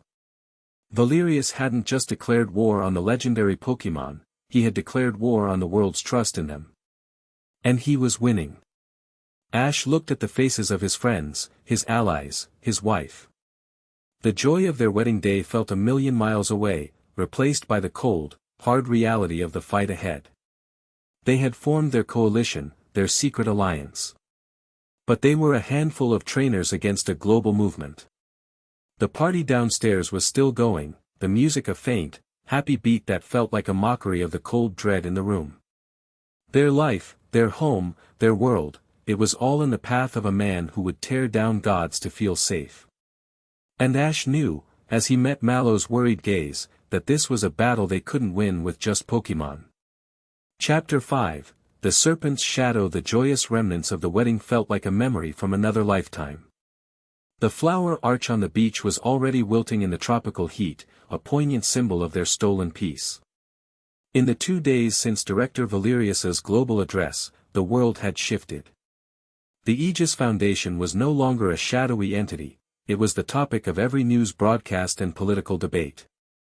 Valerius's message of proactive safety had taken root, with several regional governments publicly expressing interest in his containment protocols. The Ether Foundation was in turmoil. Lily and Luzman were locked in a political battle against their own board, fighting to block the proposed partnership with Aegis. The pressure was immense. Alistair and the other pro-Aegis board members were framing Luzman's resistance as emotional, a relic of her past mistakes with the Ultra Beasts, while positioning Aegis as the logical, responsible future. Ash, Mallow, and their War Council were in constant, encrypted communication. The situation was escalating too quickly. They couldn't afford to be reactive. They needed to know what Aegis was truly planning, beyond the sanitized version Valerius had presented to the world. They needed leverage. The break came from an unexpected source. Sophocles, from his high-tech lab that now served as the Coalition's intelligence hub, had been tirelessly working. He hadn't slept, subsisting on a diet of energy drinks and instant noodles delivered by his exasperated family. "I've got it," his voice crackled over the secure comlink in the back office of the Grand Oak. Ash, Mallow, and Kiawe were gathered around the speaker. "It was a long shot, but it paid off. I couldn't track the drone that escaped your cove, its energy signature just vanishes. But I hypothesized that it would need to periodically transmit its collected data to a local hub before cloaking and leaving the region." "So you looked for the transmission, not the drone," Ash clarified, catching on instantly. "Exactly." Sophocles' voice was electric with discovery. It was a burst transmission, less than a tenth of a second long, masked as a standard satellite uplink. But it had the same flavor of that cold energy you described. I managed to triangulate the signal's point of origin. It's here, in Alola. On Ulaula Island. A map appeared on the monitor Ash had set up. A red dot blinked over a remote, mountainous region on Ulaula's northern coast. "It's an abandoned astronomical observatory," Kiawe said, his eyes narrowing as he recognized the location. "It was shut down years ago after the new one was built on Mount Hokulani. It's isolated, hard to get to. The perfect place for a secret base." "This is it," Ash said, his voice hard. "This is our chance to get ahead of them.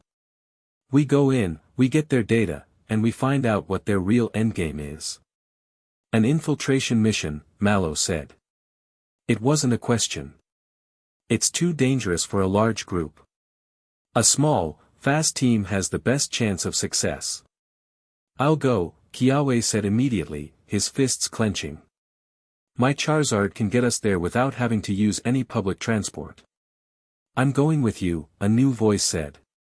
Gladion stepped into the office. He hadn't knocked. He never did. His face was grim, his eyes burning with a cold fire. He'd been spending most of his time at Ether Paradise, helping his mother fight the political battle, but the frustration was clearly eating at him. "My mother and Lily are handling the board. My talents are better used in the field. This is my fight too. Silvally and I can handle any unusual Pokemon types they throw at us." Ash looked at Kiawe, then at Gladion. One was a hot-blooded, fiercely loyal friend. The other, a cold, pragmatic, and powerful rival turned ally. They were fire and ice. They were exactly what he needed. "All right," Ash said, making the decision. "The three of us. We leave at dusk. We go in fast, we go in quiet. Get the data, and get out. Sophocles, you'll be our eye in the sky. Guide us through their systems." "You got it, Ash," Sophocles' voice replied. "Just try not to break anything I can't hack." Mallow stepped forward, her expression a mixture of worry and resolve. She looked at Ash, her hand finding his. She didn't tell him to be careful. She didn't ask him not to go. They were past that. They were partners in this. "Find out what they're planning," she said, her voice low and firm. "And then come home." He squeezed her hand. "Always." The air over Ulaula Island was cold and thin. Kiawe's Charizard flew high, a dark silhouette against the moonless, stardusted sky, its wing beats powerful and steady. Ash, Gladion, and Pikachu rode on its back, the wind whipping past them. Below, the rugged, volcanic landscape of the island was a jagged tapestry of black rock and dark jungle. "The observatory is on that next peak," Kiawe shouted over the wind, pointing ahead. We should land in the jungle on the far side and approach on foot. They landed in a small, hidden clearing a mile from the target. The silence of the high-altitude jungle was absolute. Gladion immediately released his Umbreon, its golden rings glowing softly in the darkness. It'll scout ahead. If there are any patrols, it'll see them long before they see us. They moved like shadows through the dense foliage, a silent, deadly team. Ash led the way, his aura extended, feeling for any life forms, any energy signatures that felt out of place.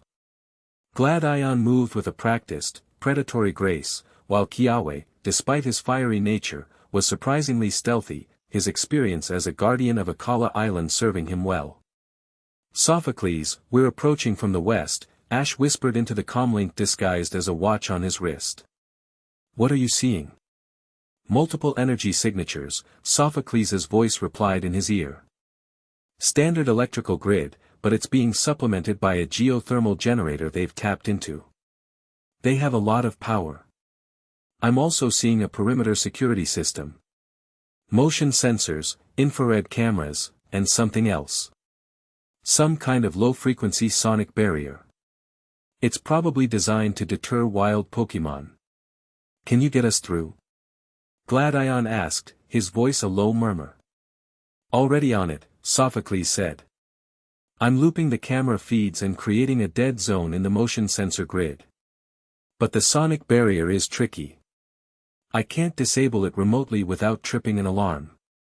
You'll have to find the physical control panel and destroy it.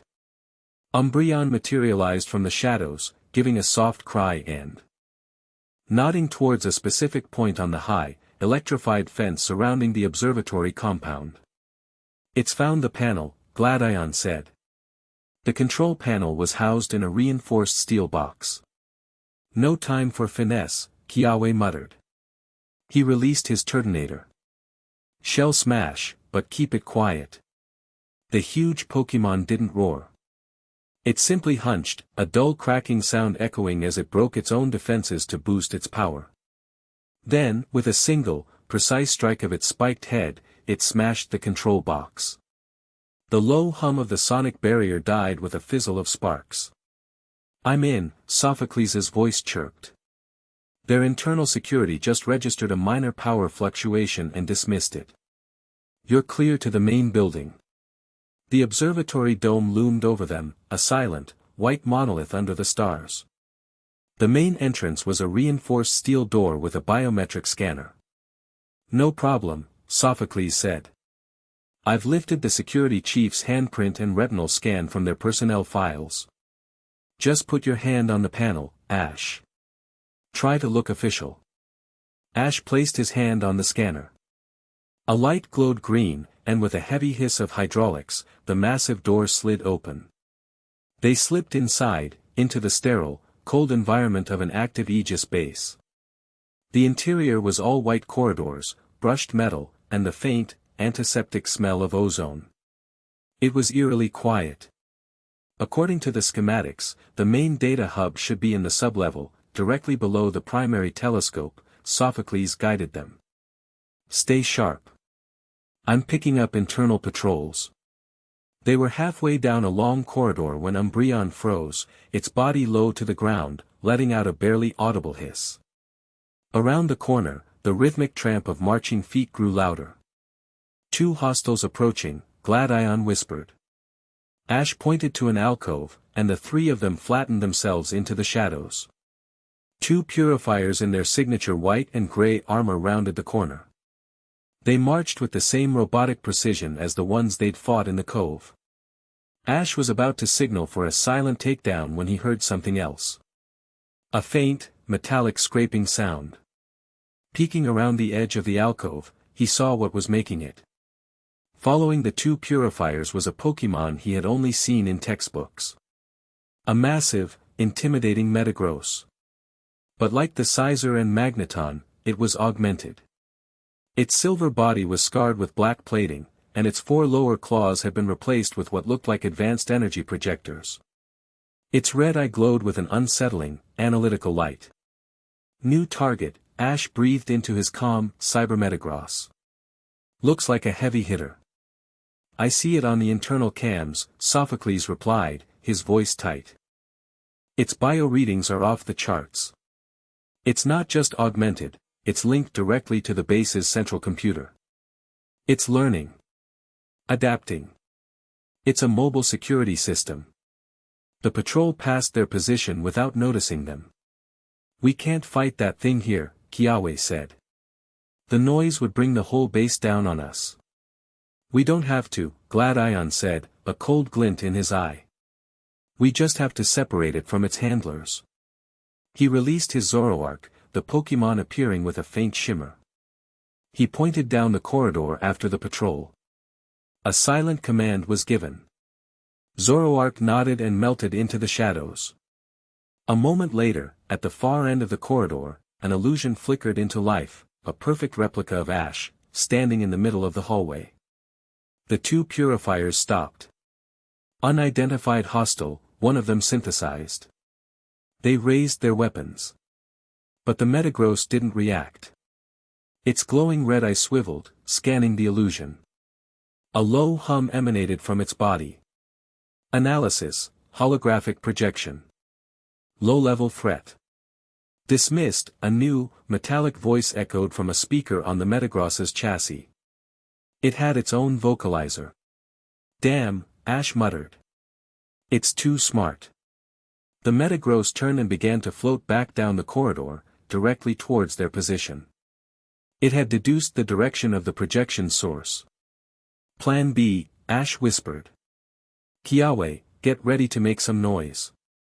Gladion, with me. As the Metagross drew level with their alcove, Ash and Gladion burst out. Pikachu, Thunderbolt. Silvally, Air Slash. The two attacks slammed into the Metagross's side. It barely flinched, a shimmering energy shield deflecting the worst of the blows. An alarm klaxoned through the facility. Hostiles detected, the Metagross's voice boomed. Engaging combat protocols. The two purifiers at the end of the hall turned and opened fire with energy rifles. But they weren't aiming at Ash or Gladion. Kiawe's Charizard, appearing in a flash of light, filled the corridor with a massive flamethrower, creating a wall of fire that blocked the soldiers' advance. Go! Kiawe yelled. I'll keep them busy. Ash and Gladion didn't hesitate. They sprinted down the opposite corridor, the heavy, metallic thud of the Metagross in hot pursuit. It's adapting its shields to our attacks. Gladion shouted as another air slash dissipated harmlessly against the Metagross's barrier. Then we don't use attacks it can predict. Ash countered. They rounded a corner into a large, open chamber filled with servers and computer terminals. This was it. The data hub. Sophocles, start the download. We'll buy you time. I'm on it. But this is a lot of data. I need at least 2 minutes. The Metagross floated into the room, its 4 arms raising, the projectors on its claws glowing ominously. Surrender is the optimal outcome, it droned. Not happening. Ash yelled. Pikachu, use the room. Agility. Pikachu became a yellow blur, bouncing off server racks and conduits, forcing the Metagross to constantly reacquire its target. Silvally, with Gladion's expert commands, changed its typing to dark, becoming immune to the Metagross's psychic attacks, and launched a volley of crunch and shadow claw attacks, forcing it to focus on physical defense. The battle was a whirlwind of strategy and chaos. The Metagross was a fortress, its adaptive shields and powerful attacks making it nearly invincible. It learned from every move, predicting their patterns.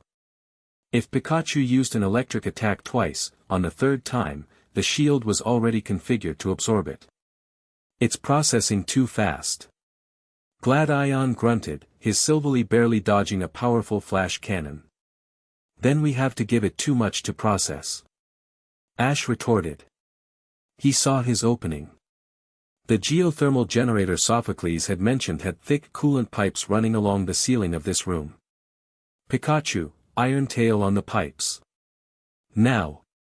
Pikachu leaped and slammed his glowing tail into a large overhead pipe. It ruptured, spraying supercooled gas into the room. A thick, white fog instantly filled the chamber, obscuring everything. Warning: environmental conditions compromised. Visual sensors failing, the Metagross's voice announced, a hint of digital confusion in its tone. Gladion, now! Ash yelled. Go for its legs. Through the fog, he could just make out Silvally, now a steel type, ramming the Metagross with a full-power multi-attack, while Pikachu unleashed a close-range thunderbolt. The combined, multi-type assault, combined with the sensory deprivation, was too much for the Metagross's processors. Its shields flickered and died. It stumbled, its metallic legs scraping against the floor. Got it. Sophocles' voice screamed in their ears. I have everything. Get out of there. Kiawe, we're coming out. Prep for exfil. Ash shouted into his comm. He recalled Pikachu and Gladion recalled Silvally. They sprinted out of the server room just as the Metagross's systems rebooted, its red eye glowing with fury. They met Kiawe in the main corridor. His Charizard had dealt with the two purifiers, who now lay unconscious on the floor. Alarms were blaring, and the sound of more approaching footsteps echoed through the base. Time to go. Kiawe yelled. They were almost to the exit when their path was blocked. A figure dropped from a ceiling vent, landing silently in front of them. But it wasn't a purifier. It was a person. A woman, clad in black, stealthy gear, a Meowth with an unusually savvy look on its face perched on her shoulder. Well, Jessie of Team Rocket said with a smirk. Looks like we're not the only ones crashing this party. Team Rocket. Ash exclaimed, stunned. What are you doing here? The same thing as you, twerp from another life, James said, appearing from another corridor with a Wobbuffet in tow. These Aegis goons have technology that's way too good to pass up. We were just doing a little acquisitions and mergers work of our own. And you kids are making a real mess of our stealth operation, Meowth complained. Behind them, the enraged Metagross appeared, its claws glowing. Behind Jessie and James, a squad of purifiers was advancing. They were trapped. For a split second, everyone froze. Ash looked at Jessie. Jessie looked at Ash. An unspoken understanding passed between them, a truce born of a common, more dangerous enemy. Get going. Jessie snapped, shocking Ash. We'll create a diversion. We're much better at loud, flashy exits than you are. But, Ash started. Don't argue. James yelled, striking a dramatic pose. Consider it a professional courtesy. Now go, before we change our minds. With that, James's Wobbuffet stepped forward. Wobbuffet. It used Mirror Coat, absorbing the incoming energy blasts from the purifiers and reflecting them back in a chaotic explosion of light and power. The corridor was plunged into chaos. Ash didn't need to be told a third time. Let's move. They burst out of the main entrance into the cool night air, the sounds of explosions and shouting from Team Rocket's diversion echoing behind them. Kiawe's Charizard was already there, waiting. They leaped onto its back, and with a powerful roar, it launched into the sky, disappearing into the darkness just as more Aegis forces swarmed the observatory entrance. As they flew away, Ash looked back at the chaotic scene.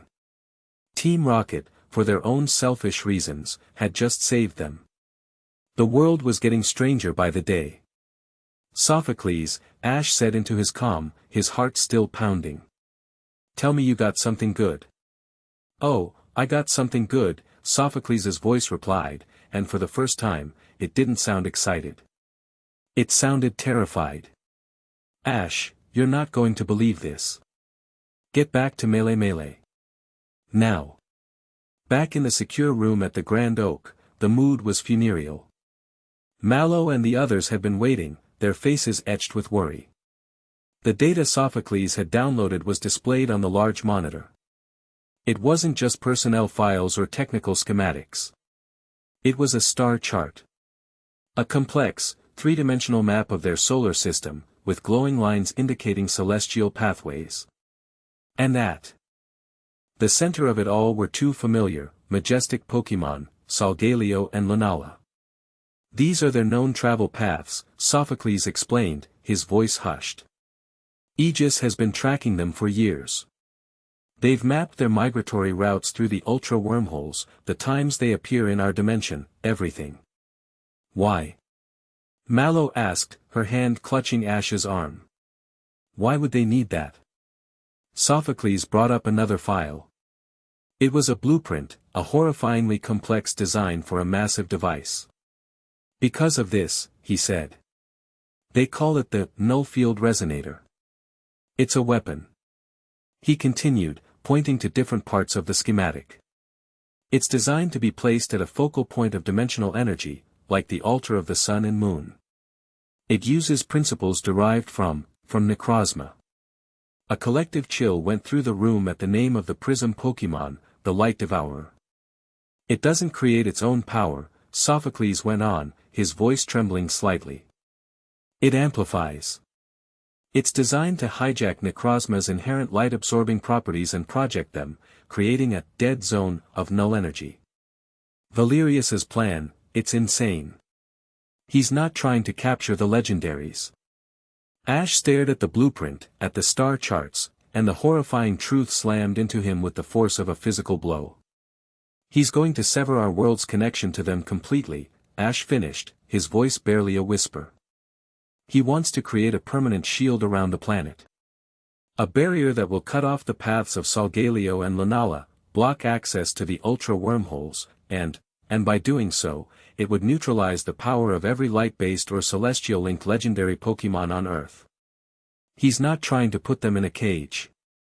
He's trying to lobotomize the entire planet's divine ecosystem. The room was silent. The scale of Valerius's ambition was beyond anything they had ever imagined. It wasn't just about control. It was about erasure. He was going to plunge their world into a spiritual darkness from which it might never recover, all in the name of safety. And the focal point for his terrible weapon, the place where all the lines on his horrifying map converged, was right here. In Alola. Chapter 6, The Siege of Mele. The data from the Alola base hung over them like a shroud. Valerius's plan, the null field resonator, was no longer a theoretical threat, it was a blueprint for Armageddon, and its focal point was Alola. Ash and his coalition worked feverishly, trying to predict Aegis's next move, trying to find a weakness, but it felt like trying to dam a tsunami with their bare hands. They were a small band of trainers against a meticulously planned, quasi-religious crusade. The retaliation for their infiltration came sooner and more brutally than any of them could have anticipated. Valerius, it turned out, didn't need to find them. He knew exactly where Ash was. And he chose not to target the champion, but the man. He chose to break his heart. The attack began subtly. It was mid-morning, and Hawali City was bustling with its usual vibrant energy. The first sign of trouble was a low, subsonic hum that started to emanate from the city's outskirts.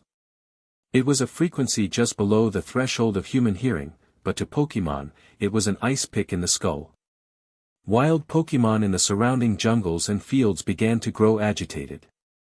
Pikipek flocks took to the sky in panicked, disorganized swarms. Herds of toros and Miltank stampeded aimlessly, their eyes wide with unreasoning fear. It wasn't a controlled attack, it was orchestrated chaos, a weaponization of terror. The sonic emitters, no doubt hidden by Aegis operatives in the preceding days, were turning the island's own wildlife into an invading army. Ash and Mallow were in the kitchen of the Grand Oak, prepping for the lunch rush, when the first wave hit the city's edge. The sounds of panic from the street, shouting, crashing, the terrified cries of Pokémon, were their only warning. Ash was out the door in a second, Mallow right behind him. The scene was one of utter chaos. A wave of terrified, rampaging Pokémon was pouring into the city from every direction. Rattata and Raticate swarmed through alleyways, a chittering tide of fear. A panicked Alolan executor, its long necks flailing, had smashed through the front of a clothing store. People were screaming, running, trying to get to safety as the creatures they lived alongside in peace became a stampeding, destructive force. "This is Aegis," Ash said, his voice a low, furious growl. The strategy was diabolically clear. It wasn't a military assault, it was psychological warfare. Overwhelm the city's defenses, create mass panic, and paint a vivid, terrifying picture for the world to see. This is what happens when Pokémon run wild. This is why you need us. Through the chaos, another threat emerged. On the waterfront, a squadron of Aegis transport vessels descended from the sky. They weren't the massive warships of a full-scale invasion, they were smaller, faster, and heading for one specific location. Purifier squads rappelled down from the ships, their movements cold and efficient. Their target was unmistakable. The Grand Oak. "They're dividing our attention," Mallow said, her eyes wide with horrified understanding. "The rampage is a diversion. They're coming for our home." Ash's mind raced, processing the two-front war with the speed of a master strategist. He was being presented with an impossible choice, a classic warlord's gambit. He could take his strongest Pokémon and fly out to find and destroy the sonic emitters scattered across the island, cutting off the source of the rampage. That was the logical, strategic move to save the island as a whole. But it would mean leaving the city, leaving their friends, leaving their home, to face the direct assault of the Purifier squads alone. Or he could stay. He could stand his ground, protect the city block by block, defend the restaurant that was the symbol of his life with Mallow. But that would mean letting the sonic emitters continue their work, allowing the rampage to grow until the entire city was overrun and destroyed. For a split second, he was frozen, torn between the champion's duty and the husband's instinct. He looked at the terror in the streets, then at the black-clad soldiers advancing on the restaurant. He looked at Mallow, her face pale but her expression fierce, her hands already reaching for her Pokémon. And in that moment of absolute trust, the choice became clear. He couldn't be in two places at once. But they could. "Kiawe!" Ash yelled into his comlink, which was already crackling with the panicked voices of his friends across the island. "I need you. Meet me on the roof. We're going emitter hunting." He turned to Mallow, his eyes locking with hers.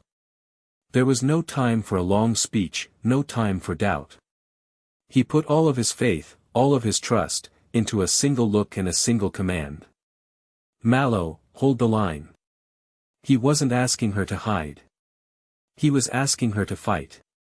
He was entrusting the defense of their home, their dream, to her.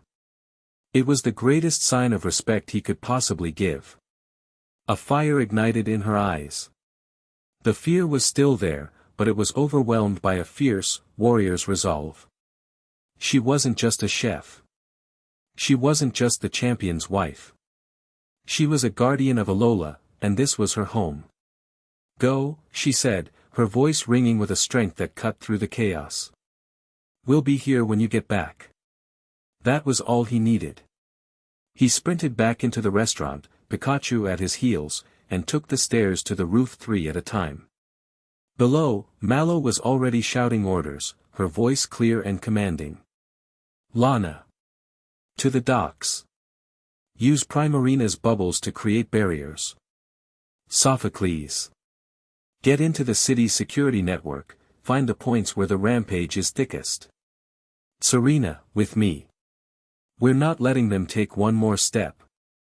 On the roof, Kiawe's Charizard was already descending, the pilot's face a mask of grim fury. Ash leaped onto its back just as it touched down. "Sophocles, I need locations." Ash yelled as they ascended into the smoky sky. "Where are the emitters?" "I'm tracking them." Sophocles' strained voice replied. "They're camouflaged, putting out a weird energy signature. There are at least 5 of them, placed in a ring around the city. The first one is in the hills to the north, near the Verdant Cavern. "We're on it," Ash said, his knuckles white as he gripped Charizard's harness. He looked down one last time at the city. He could see the flash of water-type attacks near the harbor as Lana and her Pokémon created a wall of water to divert a panicked herd of Mudbray. He could see a small group of people, led by a flash of green hair and a regal Pokémon, standing firm in the street in front of his restaurant, ready to face the advancing Purifier squad. He had to trust them. He had to trust her. He forced himself to look away, his gaze hardening as he focused on the horizon. Kiawe, full speed. The battle for Hawali City was brutal and desperate. Mallow stood at the intersection in front of the Grand Oak, Serena at her side, a small but determined group of local trainers and residents rallying around her. The first Purifier squad advanced, their movements synchronized, their augmented Pokémon, a hulking, cybernetic Macamp and two sleek, unnervingly fast Leopard, moving with them.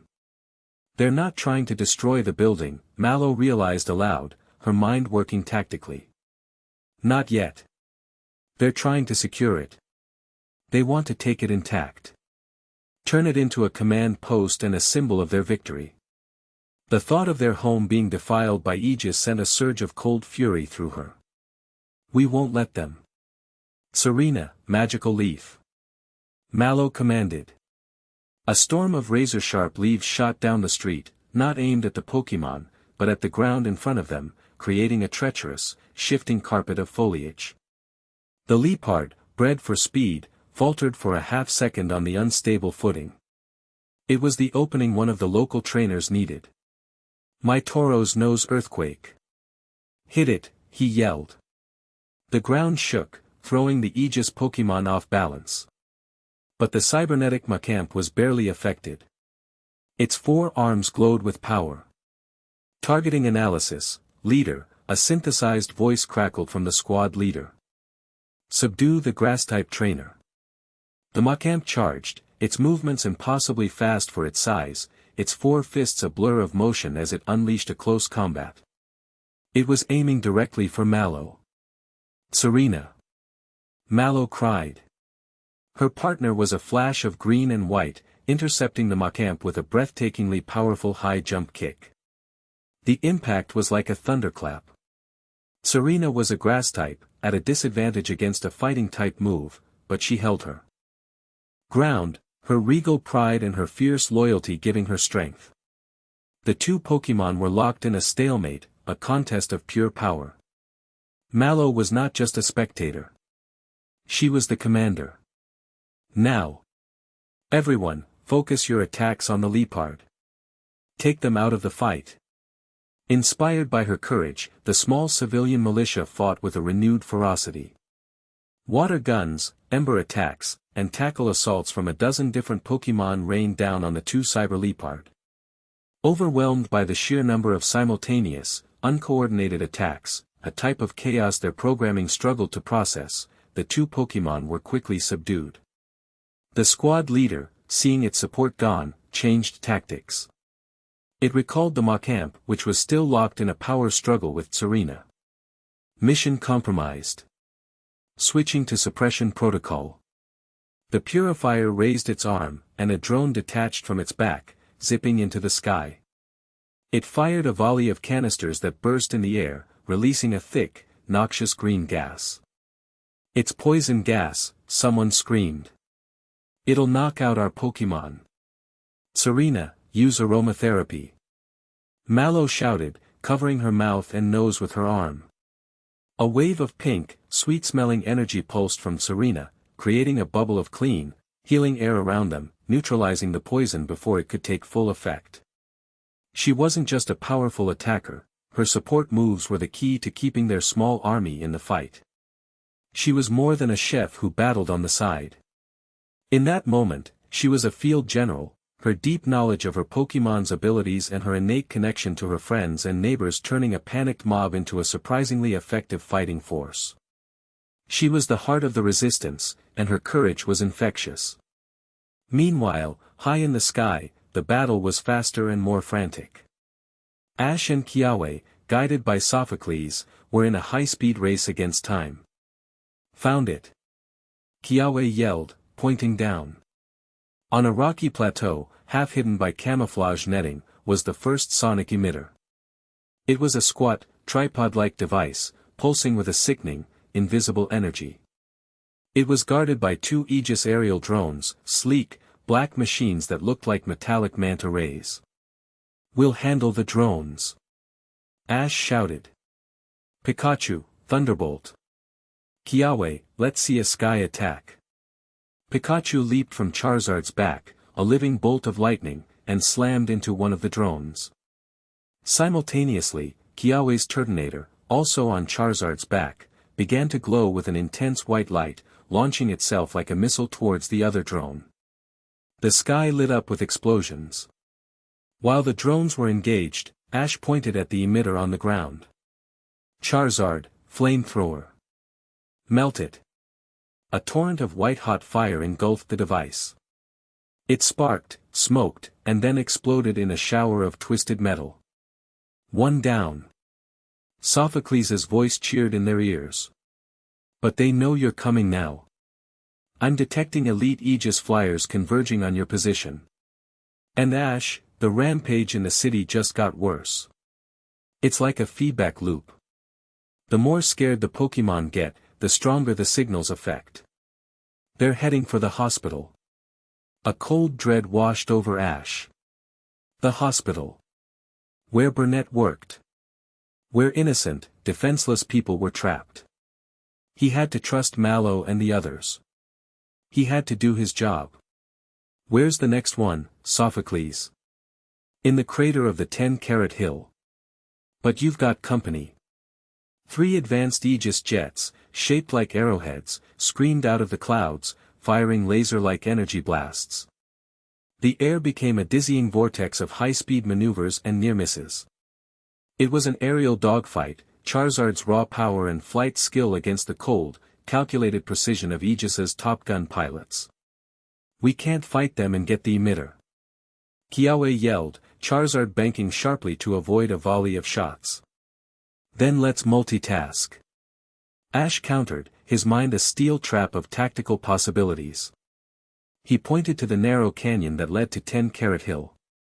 "Kiawe, take us in there. Low and fast." Charizard folded its wings and dove, rocketing into the tight confines of the canyon. The Aegis jets, larger and less agile, were forced to follow in a single file. "Turtonator, use Dragon Tail on the canyon walls as we pass," Ash commanded. Kiawe's Pokémon, still on Charizard's back, twisted and slammed its powerful tail into the unstable rock walls. Huge boulders broke loose, tumbling down into the canyon behind them. The first Aegis jet tried to swerve but was too slow, its wing clipped by a massive rock. It spiraled out of control and crashed. "Pikachu, wait for my signal," Ash said, his eyes scanning the canyon ahead. The second emitter was visible, perched on a ledge inside the crater. The remaining 2 jets were closing fast. "Now, Kiawe. Pull up. Straight up." Charizard roared, its powerful wings beating the air, and it shot vertically out of the canyon. The 2 Aegis jets, caught by surprise, overshot them. For a brief moment, their cockpits were exposed. "Pikachu, Thunderbolt." Ash roared. A massive bolt of lightning arced down, striking one of the jets. The other was hit by a devastating dragon pulse from Kiawe's Turtonator. Both jets went down. They destroyed the second and third emitters in quick succession, but the cost was high. Charizard was growing tired, and their own Pokémon were taking hits. By the time they reached the location of the fourth emitter, a small, rocky island just off the coast, they were ambushed. This time, it wasn't just jets. It was a Purifier Squad leader, riding a cybernetically enhanced Aerodactyl of terrifying size and speed. The battle in the air was desperate.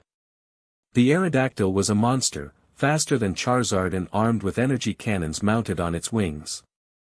Ash and Kiawe were on the defensive, their Pokémon battered and exhausted. "We can't win this fight and get the emitter," Kiawe shouted, his Charizard groaning under the strain. We don't have to win. Ash yelled back, a desperate plan forming in his mind. We just have to finish the mission. Get me closer to that island.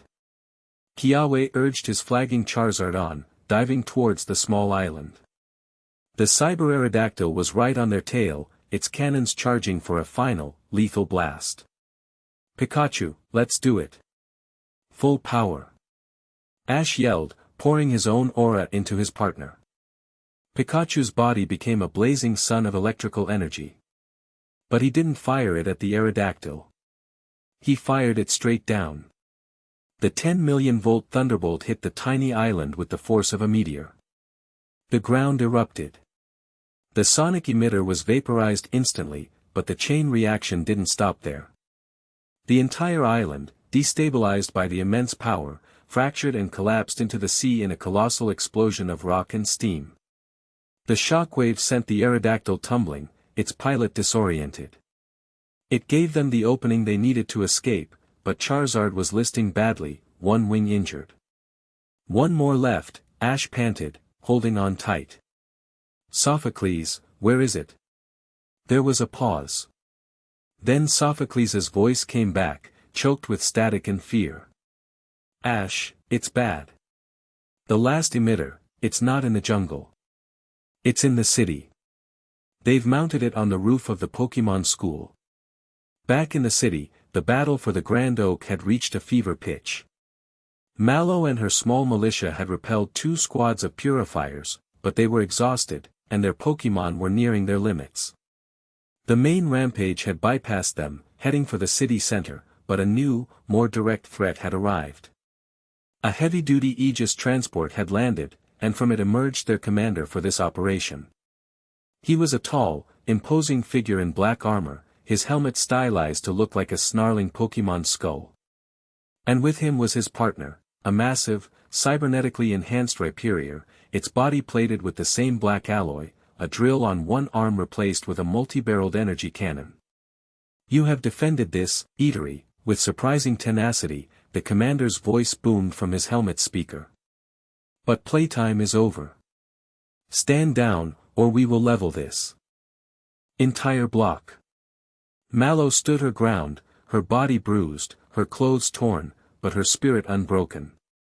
This is our home, she said, her voice ringing with defiance. And you are not welcome here. The commander laughed, a harsh, grating sound.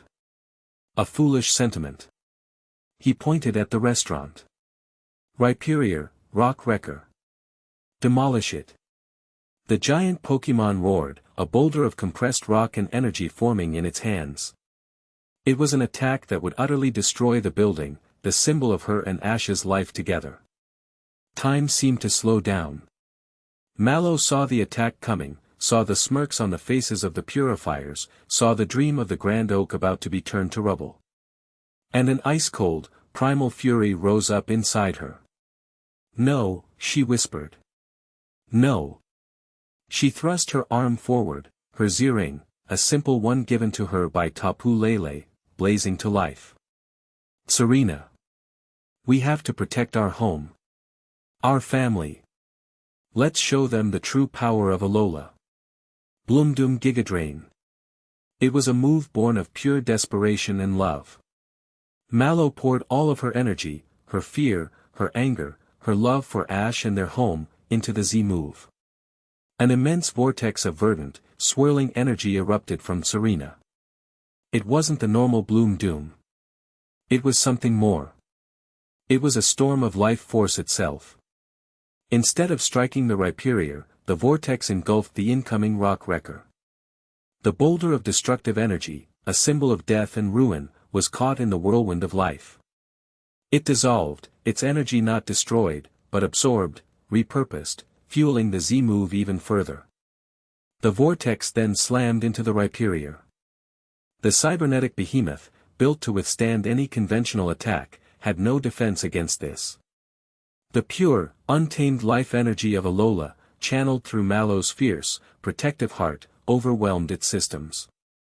It short-circuited, its cybernetics sparking and smoking, before it collapsed, unconscious. The Aegis commander stared in stunned disbelief. Mallow stood, panting, her energy spent, but her eyes blazing. She had done it. She had saved their home. But the battle wasn't over. As the commander reached for a new pokeball, the sky was filled with a familiar, desperate roar. Ash and Kiawe, their Charizard battered but flying, had returned. Ash saw it all in an instant: Mallow, exhausted but triumphant, the downed Rhyperior, the stunned commander, the damaged but still standing restaurant. A wave of pride and love for his wife surged through him, so powerful it almost took his breath away. She had held the line. "Last emitter is on the school," he yelled as they flew overhead. "We're ending this." They didn't stop. They flew straight for the Pokemon School, the last bastion of their old, peaceful life. They destroyed the final emitter with a combined flamethrower and thunderbolt just as the Aegis forces, their plan in ruins, began a full retreat. As silence finally fell over Hawali City, Ash landed in the street in front of the restaurant. He slid off Charizard's back and ran to Mallow, ignoring his own exhaustion, ignoring the widespread damage around them. He pulled her into his arms, holding her tight. "You did it," he whispered into her hair. "Mallow, you were incredible." She sagged against him, her strength finally giving out, and buried her face in his chest. "We held the line," she murmured, her voice muffled. They stood there for a long moment, clinging to each other amidst the wreckage. Their home was damaged, scarred by the battle, the windows shattered, the front door blown off its hinges. The city was in chaos. The emotional toll was immense. But they were alive. They were together. And the Grand Oak, their dream, was still standing. They had won the battle, but as Ash looked at the rising smoke and the retreating Aegis ships, he knew the war for their home had just begun. Chapter 7, The Zealot in the Glass Tower. The siege of Melee left deep scars, not all of them visible. In the days that followed, the people of Alola came together with a fierce, communal pride. The cleanup and rebuilding began immediately, a testament to their resilience. The Grand Oak, battered but not broken, became a symbol of that defiance. Mallow, working with a small army of volunteers, had it serving free meals to rescue workers and displaced families within 24 hours, its warmth and light a beacon against the lingering fear. But Ash could not rest. While Mallow healed their community, he had to hunt the source of its pain. The data from the Ula Ula base had given them more than just the null-field resonator's blueprint. Buried deep in the encrypted logs, Sophocles had found a digital breadcrumb, a trace of a secure, point-to-point communication link that Valerius used for his most private correspondence. It was a ghost signal, masked a dozen times over, but with the combined processing power of the Ether Foundation and Clement's resources, they had tracked it. It didn't lead to a hidden fortress or a secret island. It led to the top floor of a gleaming, 80-story skyscraper in the heart of Jubilife City, the bustling media and economic capital of Sinnoh. The building was the headquarters of a multi-regional tech conglomerate called Innovia, a company known for its benign work in communications and green energy. A company the Aegis Foundation had publicly partnered with for logistical support. Valerius was hiding in the most conspicuous place possible. A plan was formed, but Ash vetoed it. This wasn't a mission for a team. The Ula Ula infiltration had been about data. This was about a man. Sending in a squad would trigger a war in the middle of a major city. This required a scalpel, not a sledgehammer. "I'm going alone," Ash announced to the council, who were gathered via the now permanent secure video link. "Ash, that's suicide." Dawn protested from her location in Sinnoh. "Jubilife is my home turf. I know that building. Its security is state-of-the-art. You won't even make it to the elevator."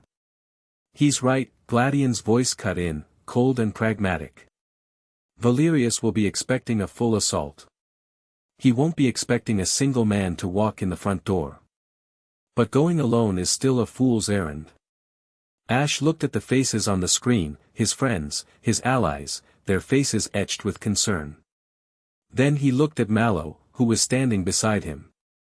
She wasn't arguing. She was watching him, her expression serious, trusting. She understood. "This isn't just a fight," Ash said, his voice quiet but firm, silencing their protests. Valerius revealed his face to the world. "He's not just a general, he's a preacher. He believes he's right. I can't just beat him. I have to understand him. I have to face him, man to man. This is a conversation I have to have alone." He looked down at Pikachu, who was perched on the table, his expression as serious as his trainer's. "Well, almost alone." He turned to Mallow. "Lead the rebuilding. Keep Alola safe. Be the heart. I'll be the fist." She simply nodded, her hand finding his. "I know. Just, end it, Ash." There was no grand farewell. He boarded an Ether Foundation stealth jet that night, a single, determined passenger on a mission to confront the man who would deconstruct his world. Jubilife City was a world away from Alola's natural splendor. It was a vertical forest of glass and steel, its canyons flooded with the light of 1,000,000 holographic advertisements. The Enovia Tower was its tallest tree, a spear of black glass that pierced the clouds. Ash stood across the street, a simple hooded jacket pulled up against the city's cool air, a tourist in a sea of hurried businesspeople. He didn't try to sneak in. He walked through the front doors as if he belonged there.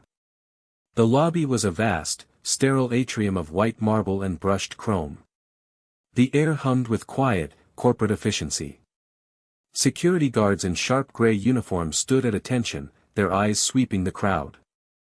Ash walked to the main reception desk. The woman there looked up, her polite corporate smile faltering for a second as she met his gaze. There was an intensity in his eyes, a quiet, coiled power that didn't belong in this world of spreadsheets and profit margins. "Can I help you, sir?" she asked. "I have a meeting," Ash said, his voice calm and even. "With Director Valerius." The receptionist's composure cracked. She blinked, confused. "I'm sorry, I don't have a Director Valerius listed, he'll see me," Ash said. It wasn't a request. It was a statement of fact. He let a sliver of his aura, his presence, press on her, not a threat, but an undeniable assertion of his will. "Check again." The woman paled slightly, her fingers trembling as she typed on her console.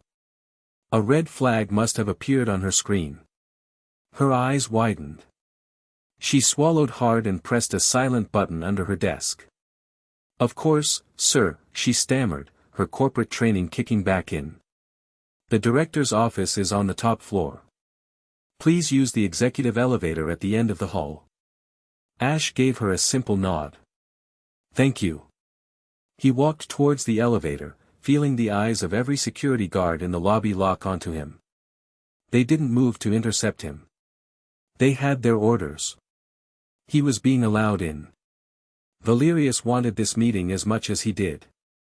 The elevator was a silent, glass-walled tube that ascended the outside of the building. As Jubilife City spread out below him, a voice, smooth and synthesized, spoke from a hidden speaker. "Welcome, Champion Ketchum. The director has been anticipating your arrival." The elevator doors opened directly into the gauntlet. The 80th floor wasn't a series of offices. It was a single, open-plan training area, designed like a deadly obstacle course. And waiting for him were Aegis's finest. 10 purifiers, clad in elite black armor, stood in formation. With them were their Pokémon, a team of cybernetically enhanced Alakazam, their minds linked into a single, terrifying psychic network. "Threat identified," the lead purifier's voice droned. "Protocol, subjugate." There was no preamble. 10 psychic blasts, perfectly synchronized, shot towards Ash. Ash didn't flinch. "Pikachu, you ready?" Pika, his partner chirped from his shoulder, cheeks already sparking. "Let's go." What followed was not a battle. It was a blur. Ash moved with a speed and precision that defied belief. He didn't just command, he and Pikachu were a single entity, a storm of yellow and black. Quick attack, into the rafters. Ash didn't shout, his voice was a sharp, low command. Pikachu became a streak of light, ricocheting off the ceiling struts, his movements too fast and erratic for the networked Alakazam to lock onto. Iron Tail on the floor panels.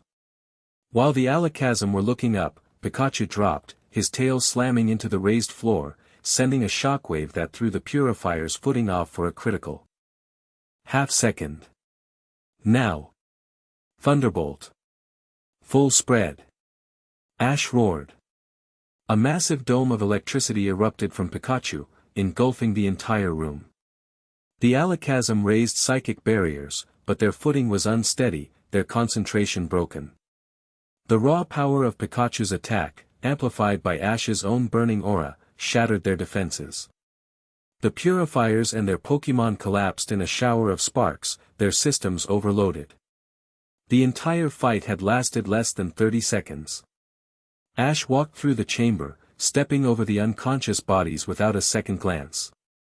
At the far end, another door hissed open, revealing a staircase leading up. The next level was the armory. A squad of Purifiers armed with high-energy rifles opened fire the moment he appeared. Ash didn't even break stride. He recalled a Pokémon he hadn't used in years, a partner who specialized in this kind of fight. Greninja, I need you. The frog-like Pokémon appeared in a crouch, its movements fluid as water. It had sensed the global danger through their unique bond and had sought him out, arriving in Alola shortly after the siege, ready for the fight. Water Shuriken. Greninja became a whirlwind, its hands a blur as it unleashed a torrent of razor-sharp ninja stars made of compressed water. They didn't just strike the Purifiers, they ricocheted off walls, disarmed them, and pinned them against the walls with stunning precision. Before they could even recover, Greninja was among them, a shadow of silent, non-lethal strikes, using Double Team to create a cascade of confusing images. The squad was neutralized in moments. Ash recalled Greninja and continued up. Each floor was a new test, a new challenge designed to wear him down. He faced cybernetic fighting types in a chamber where the walls closed in, a cybernetic Dragonite in a zero-gravity wind tunnel, and a gauntlet of automated laser turrets. He met each challenge with a different Pokémon, Sceptile's speed, Infernape's raw power, Lycanroc's ferocity, and a strategy so creative and overwhelming that he never slowed down. He was a force of nature, a one-man army dismantling Valerius's vertical fortress brick by brick. Finally, he reached the top. A single, ornate door stood before him. It slid open silently as he approached. The room beyond was not another battleground. It was a stunning penthouse office. One entire wall was a floor-to-ceiling window, offering a breathtaking, God's-eye view of Jubilife City and the Sinnoh region stretching out to the horizon. The decor was minimalist, expensive, and cold. And sitting behind a large, obsidian desk, looking out at the city, was Director Valerius. He didn't turn around. Impressive, he said, his voice calm and conversational, without the aid of any speaker. You dispatched my entire elite guard in 16 minutes. A new record. Ash walked into the room, Pikachu leaping from his shoulder to land on the floor, taking up a ready stance. It's over, Valerius. Your plan is exposed. It ends now. Valerius slowly swiveled his chair to face him. His face was unreadable, a mask of calm control. There was no fear in his eyes, no anger. Just a profound, weary certainty. Ends, he echoed, a small, sad smile on his lips. Mr. Ketchum, it has barely begun. He gestured to the chair opposite his desk. Please. Sit. You've earned a moment's rest. And you came all this way for a conversation. It would be rude not to have it. Ash remained standing. I'm not here to talk. I'm here to stop you. Valerius sighed. You see this city? He asked, gesturing to the panoramic view. A jewel of human ingenuity. A testament to our ability to build, to create, to control our environment. We have tamed the land, the sea, but we still cower before the sky. He looked at Ash, his gaze direct and piercing. You have seen them up close. Groudon, Kyogre, Dialga, Palkia. You see them as majestic, as forces of nature to be respected. I see them as extinction-level events with a bad temper. The difference between a meteor and a rampaging god is that one of them can be reasoned with. Or so the legends say. His calm facade cracked for just a moment, a flicker of old, deep pain in his eyes. He tapped a control on his desk, and a holographic image shimmered into existence above it. It was a picture of a smaller, less advanced city, nestled in a mountain valley. It was a peaceful, idyllic scene. My home, Valeria said, his voice barely a whisper. Before it became a casualty in a war between gods we were not a part of. Rayquaza was our local protector. It was supposed to keep Groudon and Kyogre in check. But it was busy. Or it didn't care. It arrived too late. The city was saved from total annihilation, but the cost. The image changed. It became a frantic, shaky news clip. A city half submerged in floodwaters from a Kyogre-induced typhoon, while the other half was baked and cracking from a Groudon-induced drought. Buildings had collapsed. People were screaming. My family wasn't killed by a hyper beam, Valeria said, his voice turning cold and hard as diamond. My sister died of dehydration, trapped in the rubble of her school in the drought zone. My parents drowned in the flash flood that engulfed their home, just 2 miles away. All while the majestic creatures in the sky settled their divine argument. He swiped the image away, the silence in the room returning. They are not gods, Mr. Ketchum, he said, his voice now devoid of all emotion. They are natural disasters with a heartbeat. And I am creating a world where no child has to pray to a sky that might fall on them. A world of order. A world of control. A world ruled by human reason, not divine whim. You're wrong, Ash said, his voice low but powerful. You're so blinded by your own pain that you can't see the truth. They're part of the world. They're part of a balance. Taking them away won't save us. It will kill the planet you're trying to protect. A necessary risk to eliminate a greater one, Valerius countered smoothly. A calculated sacrifice. There's no calculation for a world without a soul. Ash shot back, his own anger rising. Valerius smiled that sad, chilling smile again. Then you leave me no choice but to demonstrate the superiority of my position. He stood up. I, too, have a partner. A partner born of human reason. A partner that is pure, logical, and controllable. A being designed to correct the errors of the gods. He pressed another button on his desk.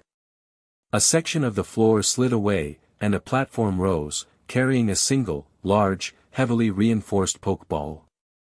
It opened, and the creature that emerged was a thing of terrifying beauty.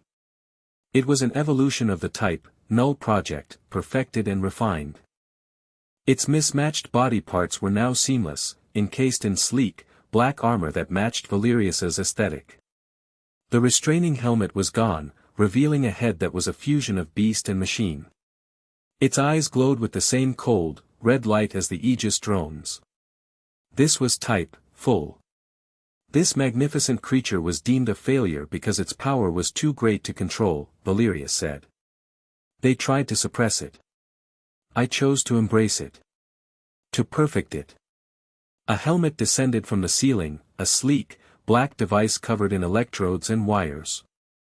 Valerius placed it on his own head. I am not its trainer, he said, his voice becoming slightly distorted by the electronics. We are one. The red eyes of type, full flared, and a wave of psychic power slammed into Ash. It wasn't an attack, it was a link. Ash was suddenly inside Valerius's mind, a chaotic storm of grief, rage, and an ironclad, fanatical belief in his own righteousness. It was a battle of ideologies made manifest. Pikachu! Ash yelled, breaking the contact with his own force of will. The battle that followed was unlike any other. Type, Full fought with Valerius's cold, tactical genius. It shifted its type constantly, countering every move Ash and Pikachu made. It used a devastating combination of Tri-Attack, Crunch, and its signature move, a multi-elemental energy blast called System Purge. It was a battle of philosophies. Ash and Pikachu fought with their bond, their shared history, their trust, a burning, chaotic, unpredictable star of emotion and instinct. Valerius and Type, Full fought with logic, with data, with cold, calculated precision, a black hole of nihilistic control. The office was torn apart. The beautiful view was shattered as Type, Full was slammed through the reinforced glass, only to be saved by its psychic power. Pikachu was battered, and Ash himself was bleeding from a cut on his forehead where flying debris had struck him. But they never faltered. "You can't win, Valerius!" Ash yelled, pouring his aura into Pikachu for one final push. "Your bond is a prison. It's not built on trust, it's built on pain. Pain is the only truth." Valerius screamed back, his own mind clearly under immense strain from the neural link. "No. The only truth is connection." Ash roared. "Pikachu, let's show him. 10 million volt Thunderbolt." The ultimate Z move, empowered by Ash's desperate, passionate belief, erupted in the confined space. It wasn't just lightning. It was a physical manifestation of his bond with Pikachu, a rainbow-hued torrent of love, trust, and shared history. Type, Full met it with its System Purge, a beam of pure, sterile, negative energy. For a moment, the two ultimate attacks met in the middle, a war between a universe of color and a void of nothingness. And the color won. The Z move overwhelmed the System Purge and slammed into Type, Full. But Ash, at the last second, had directed Pikachu's aim. It didn't strike the Pokémon's body. It struck the neural interface on its head, the point of connection with Valerius. The explosion of energy was immense. Type, Full was thrown back, its armor cracking, its red eyes flickering and fading to a softer, more natural color. It collapsed, unconscious but alive. Across the room, Valerius screamed, smoke pouring from his helmet as it overloaded. He tore it from his head and collapsed to his knees, his body shaking, his mind shattered by the psychic backlash.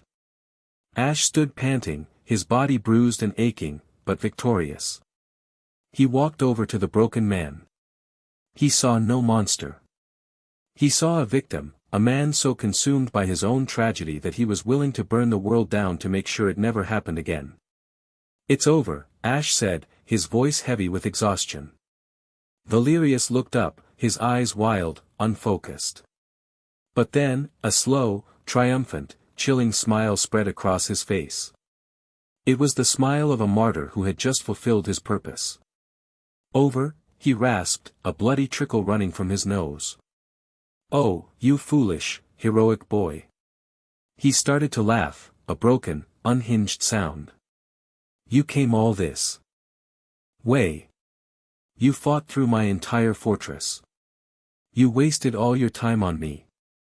The Aegis Tower's emergency shutters began to slam down, plunging the room into a deep red emergency light. "While you were playing the hero," Valerius coughed, his laughter turning into a wet gurgle, "my fleet was moving. The resonator isn't a prototype in a lab. It's already in position. It's at the altar of the sun.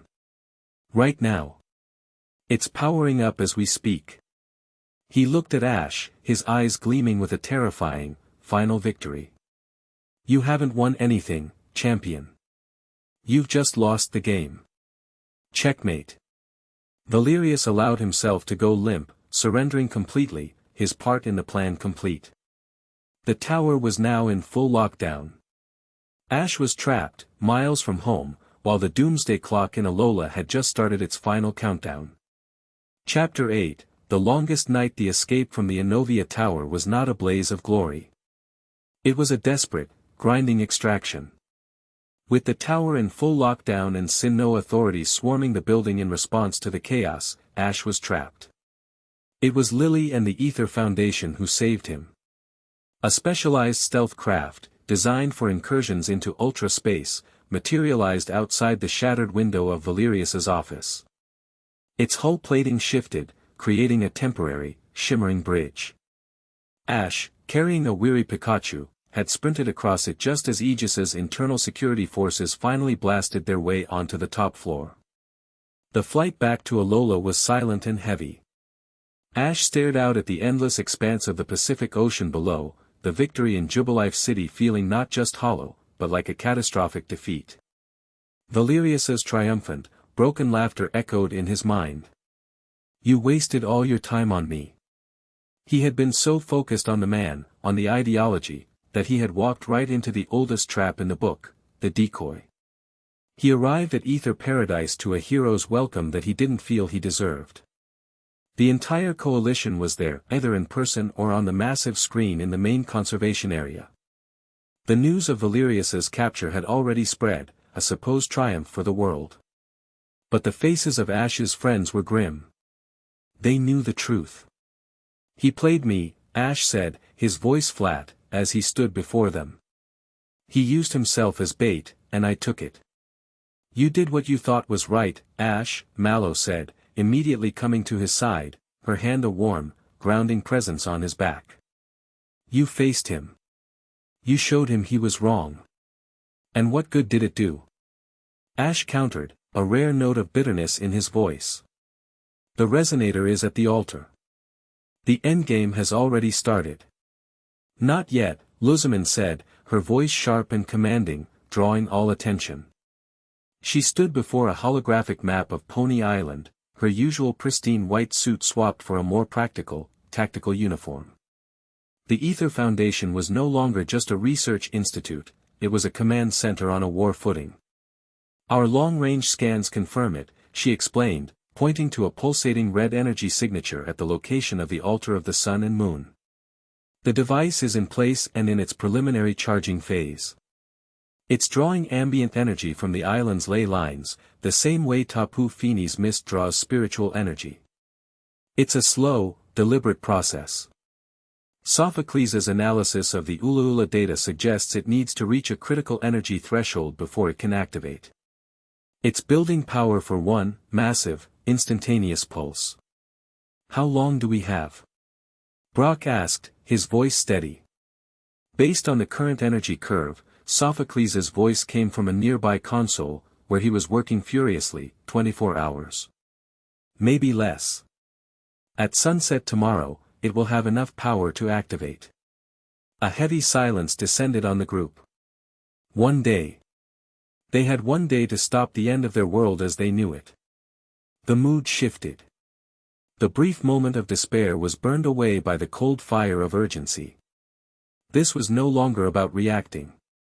This was about a final, desperate offensive. The War Council began. "Aegis will have fortified the altar," Gladion stated, pacing back and forth like a caged wolf. "The resonator won't be unguarded. We'll be flying into the teeth of their defenses.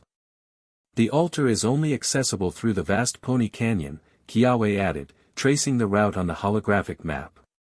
"It's a natural choke point. They could have anti-air emplacements, ground forces, we could be shot down before we even get close. Then we'll need to divide their forces," Serena said, her mind, honed by the complex strategies of Pokémon showcases, seeing the battlefield in a different light. "We can't just throw everything at the altar. We need a coordinated, multi-front assault." For the next several hours, they planned. The atmosphere in Ether Paradise was thick with a tension that was almost a physical force, but it was a productive tension.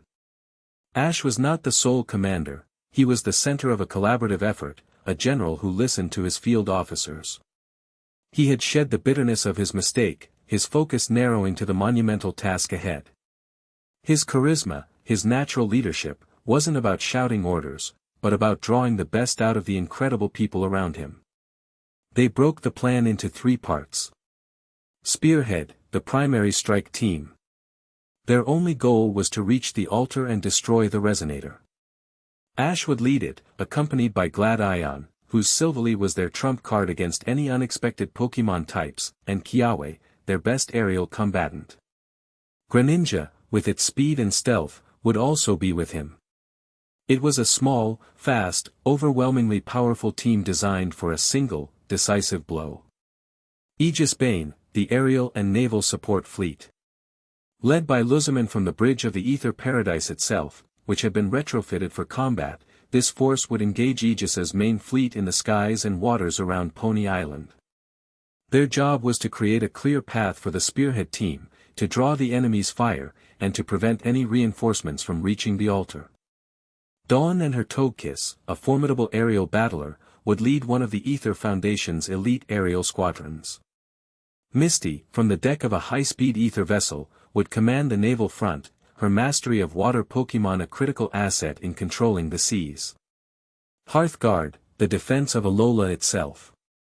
They had to assume Aegis would launch diversionary attacks on the other islands to split their forces, just as they had done in the siege of Melee. Mallow would command this front. She, along with Lana, Sophocles, the four-island kahunas, and the Alolan people themselves, would be the shield that protected their home. Her stand at the restaurant had proven her capabilities beyond any doubt. She was not just defending a building, she was defending the heart of their world. The plan was audacious, desperate, and it relied on every single person performing their role perfectly.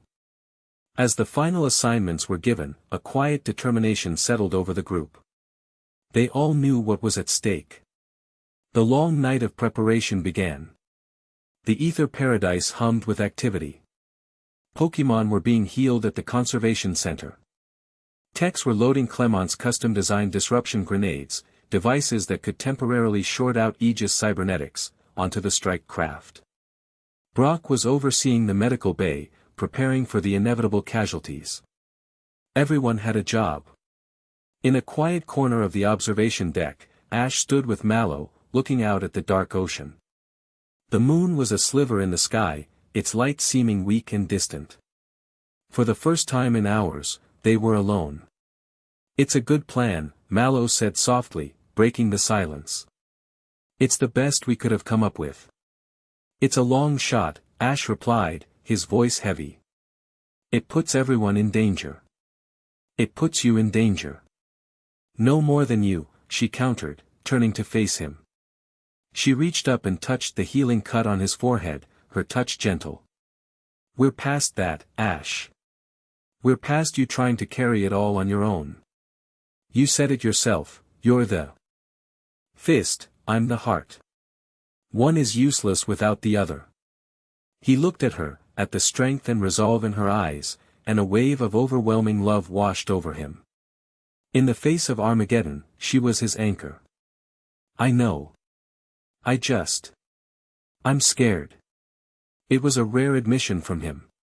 He wasn't afraid of the fight. He wasn't afraid of losing. "I'm scared of losing this," he clarified, his voice thick with emotion. He gestured around them, not at the war room, but at the world outside. "This life we've built. The restaurant. Our home. The quiet mornings. Everything. After all that wandering, I finally found where I belong. And now we fight for it," she finished for him, her voice unwavering. She took his hands in hers. "We built it once, Ash. Out of wood and nails and a crazy dream. If it all burns down, we'll build it again. As long as we have each other, we can build anything." Her simple, profound faith in them cut through his fear. He pulled her into a hug, burying his face in her hair, breathing in her familiar scent of spices and sunshine. "I love you," he whispered. "I know," she whispered back. "Now, go get ready. You have a world to save. And I have a home to defend." They parted, not with a sense of finality, but with a shared, silent promise. This was not a goodbye. Ash knew he needed one more stop before the dawn. He took a fast ether transport jet, not to another war meeting, but to the highest peak in Alola, the summit of Mount Lanakila, the site of his greatest triumph, the place where he had become champion. The air was bitingly cold, the wind howling around the frozen, crystalline structures of the Pokémon League. It was deserted, a monument to a time of peace. He walked to the edge of the summit, Pikachu on his shoulder, and looked out over the sleeping islands of Alola. He didn't come here to ask for power. He had power. He didn't come here to ask for help. He had his friends. He came here for clarity. He closed his eyes and reached out with his aura. He didn't push it out, he simply opened himself up, letting the energy of Alola flow into him. He felt the fear of the people in the cities, the weariness of the land itself, the defiant, burning pride of the kahunas, the fierce, protective love of Mallow. He felt the cold, artificial wrongness of the resonator on Pony Island, a festering wound pulsing in the darkness. He sifted through the noise, the chaos, looking for a single, clear note. He wasn't praying to any god. He was centering himself, becoming one with the islands he was about to fight for. He was the champion, not just because he had won a tournament, but because his heart beat in time with Alola's. As he stood there, a silent sentinel on the roof of the world, a terrible change began. He felt it first through his aura, a sudden, violent lurch in the world's energy field. His eyes snapped open. Far to the south, over Pony Island, the night sky was beginning to warp. The stars themselves seemed to bend and twist around a central point above the altar of the sun and moon. A vortex of cold, black energy, a maelstrom of pure nothingness, was forming. It was like a hole had been punched in the fabric of reality. The already thin moonlight that touched the vortex was not reflected or blocked, it was consumed, vanishing into the swirling void. No, Ash breathed, his blood running cold. He's early. On the console on his wrist, a frantic message from Sophocles flashed. Ash. The resonator. It's reached critical. The energy curve. I was wrong. It wasn't just drawing ambient power.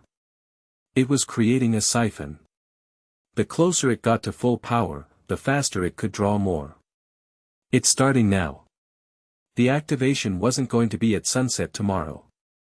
It was now. Valerius's plan had one last cruel twist, a miscalculation planted in the data, a final trap. Their 24 hours had just been reduced to 0. Ash looked at the horrifying spectacle in the sky, the swirling vortex of anti-light that was threatening to swallow the moon. The longest night had just begun. The final battle was upon them. Chapter 9, The Champion of Light. The world held its breath. The black vortex above Pony Island was a cancer in the sky, a swirling abyss of anti-energy that seemed to suck the very light and color from the world. The moon, a pale crescent, looked as if it were being devoured. A cold, unnatural twilight fell across Alola, and a collective shiver of primal fear ran through its people. On the bridge of the Ether Paradise, alarms blared. All fleets, this is Luzamin. The timetable has collapsed. I repeat, the timetable has collapsed. Operation Aegis Bane is a go. All units, advance on Pony Island. Launch all fighters. Go, go, go. The war had begun, not with a dawn raid, but in the sudden, terrifying darkness of a stolen night. Ash stood on the summit of Mount Lanakila, the wind whipping at him, his face illuminated by the horrifying glow from the south. His comlink crackled with the frantic, determined voices of his friends as they scrambled into action. There was no time for transport. No time for a rendezvous. Pikachu, Greninja, Lycanroc. Let's go, he roared, his voice cutting through the wind. He recalled Lycanroc and leaped from the edge of the mountain. It was a sheer, 1,000-foot drop. For a heart-stopping second, he was in freefall. Then, a dark shape shot up from below, a beacon of loyalty answering his call. Charizard. Ash yelled as he landed squarely on the back of his old friend, who had been waiting for him. The Kanto powerhouse let out a defiant roar that echoed across the mountains, a challenge to the encroaching darkness. He had called on his most trusted, most battle-hardened partners from across his journeys. This was a fight for everything. He needed all of them. Get us to Pony Island, Charizard. Ash commanded. Fast as you can. They banked south, a single, fiery comet against a dying sky, racing towards the heart of the storm. Front 1, the Hearthguard Mallow stood on the cliffs overlooking Hawali City. The unnatural twilight cast long, dancing shadows, and the air was cold with a palpable dread. The kahunas of the 4 islands were with her, their faces grim, their zirings glowing with a steady, defiant light. Lana and Sophocles were coordinating defenses from the city's emergency command center. The attack, when it came, was not on a single city. It was everywhere at once. Aegis ships, smaller and faster than their main fleet, decloaked over all 4 major islands simultaneously. Their goal was chaos. They didn't deploy soldiers. They unleashed their secret weapon, Pokémon-driven mad. Crates dropped from the ships, bursting open to release swarms of Pokémon, not cybernetic, but feral, their eyes glowing with a feverish red light. They had been captured and subjected to some kind of psychological conditioning, their natural instincts twisted into pure, unthinking aggression. They're trying to force us to fight our own.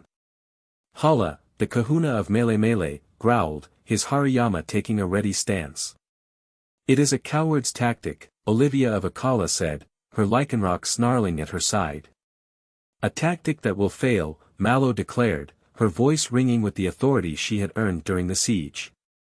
Alola is not just a place. It's a bond. Between people, and between people and Pokémon. We do not fight with fear. We fight with love. She raised her arm, her ziring flaring to life. Serena. Shaymin. Let's remind them what Alola is made of. The battle for the soul of Alola began. It was not a battle of destruction, but of healing and protection. Mallow led the charge, a whirlwind of green energy. Her Serena moved with regal, devastating power, her attacks aimed not to injure, but to subdue, to knock the rampaging Pokémon out without causing permanent harm. Shaymin, flying at her side, unleashed waves of aromatherapy and seed flare, not as weapons, but as cleansing pulses, attempting to break the Aegis conditioning, to soothe the tormented minds of the Pokémon. Lana, at the coast, commanded a legion of water types, creating massive whirlpools and waterspouts to safely contain the swarms pouring onto the beaches. Sophocles, from his command center, used his technical genius to turn the city's own infrastructure into a non-lethal defense system, using magnetic pulses from the monorail line to herd rampaging Magnemite and activating park sprinkler systems to calm agitated fire types. It was Mallow who was the heart of it all. She was everywhere, her voice a constant presence on the comms, coordinating the kahunas, directing civilian efforts, her presence a beacon of hope against the manufactured chaos. She was not the champion's wife waiting for his return. She was the guardian of the hearth, and her defense was a fierce, beautiful act of love for her home. Front 2, Aegis Bane. The skies above the Pony Coast were a maelstrom of fire and light. Luzaman commanded the battle from the bridge of the Ether Paradise, the floating island now a veritable fortress, its decorative panels retracted to reveal missile pods and powerful energy cannons. Squadron Gamma, break left. Intercept those heavy cruisers, she ordered, her voice ice-cold and precise. Aegis's main fleet was vast and powerful, a fleet of black, angular warships that dwarfed the Ether Foundation's more elegant craft. They fought with cold, brutal efficiency, their formations perfect, their volleys of laser fire relentless. But the Ether fleet had an advantage, Pokémon. From launch bays all over the paradise, trainers on flight specialized Pokémon, Salamence, Dragonite, Skarmory, poured into the sky. It was a chaotic, brilliant mix of technology and organic power. Leading the charge was Dawn, her Togekiss a graceful, deadly angel in the sky. Aura Sphere, full power, she cried, and her Pokémon unleashed a volley of crackling blue energy that slammed into the bridge of an Aegis frigate, causing it to list. She flew with a dancer's grace and a veteran's instincts, her commands turning the sky into her own personal stage. Below, on the churning sea, Misty stood on the deck of a hydrofoil, the spray of the waves on her face. Gyarados. Hurricane, she roared. Her most powerful Pokémon, a beast of raw fury, whipped the sea into a frenzy, creating a massive waterspout that caught a squadron of Aegis landing craft, tossing them about like toys. The battle was a clash of philosophies. Aegis fought with rigid formations and overwhelming firepower. The Aegis-Bane forces fought with creative chaos, with the unpredictable, unbreakable bonds between trainers and their Pokémon. The tide began to turn when Gladian's secret weapon arrived. "Faba, you traitor," he snarled over the comms from Ash's strike team, having spotted his mother's treacherous former right-hand man. Commanding the Aegis flagship. "You always were a parasite." From a cloaked ether transport, a new squadron emerged. It wasn't trainers. It was a squadron of Silvally, all bred in secret by Gladion and the Ether Foundation after the first type, Null incident. They were piloted by Ether's top trainers, each one loaded with a different memory type. All units, Gladion's voice commanded over the fleet-wide channel, initiate Chimera Protocol. Target their weapon systems. Go. The sky erupted in a rainbow of multi-type attacks. A steel-type Silvally absorbed a laser volley and retaliated with a flash cannon. A flying-type Silvally outmaneuvered Aegis fighters and tore them apart with air slash. A fire-type Silvally unleashed a devastating flamethrower on a cruiser's engine block. It was Gladion's ultimate contingency, a squadron of perfect adaptability, and it threw Aegis's rigid, logic-based fleet into utter disarray. Front 3, the spearhead. While the battles raged across Alola, Ash's small team entered the vast Pony Canyon. It was eerily quiet. The walls of the canyon were lined with anti-air turrets, but they were silent. "It's a trap," Gladion said, his hand on a pokeball. "I know," Ash replied, his eyes scanning the path ahead. The ground erupted. Dozens of purifiers and their cybernetic Pokémon, Golem, Tyranitar, Aggron, rose from hidden positions, their weapons locking on. "You're not stopping us." Kiawe bellowed, his Charizard unleashing a massive fire blast. Greninja, Water Shuriken. Lycanroc, Stone Edge. Ash commanded, leaping from his own Charizard's back to land on the canyon floor. The battle in the canyon was a desperate, frantic rush. They didn't have time to fight a prolonged engagement. They had to break through. Ash, Gladion, and Kiawe fought as a single, devastating unit. Kiawe and his two Charizards provided overwhelming firepower from the air, while Ash and Gladion tore through the ground forces. Ash was a blur of motion, his aura flaring, his bond with his Pokémon so complete that they moved without verbal commands. A flick of his wrist, and Pikachu would unleash a thunderbolt. A sharp glance, and Greninja would create a wall of double-team illusions. He was the eye of the hurricane, a point of calm, lethal focus in a storm of combat.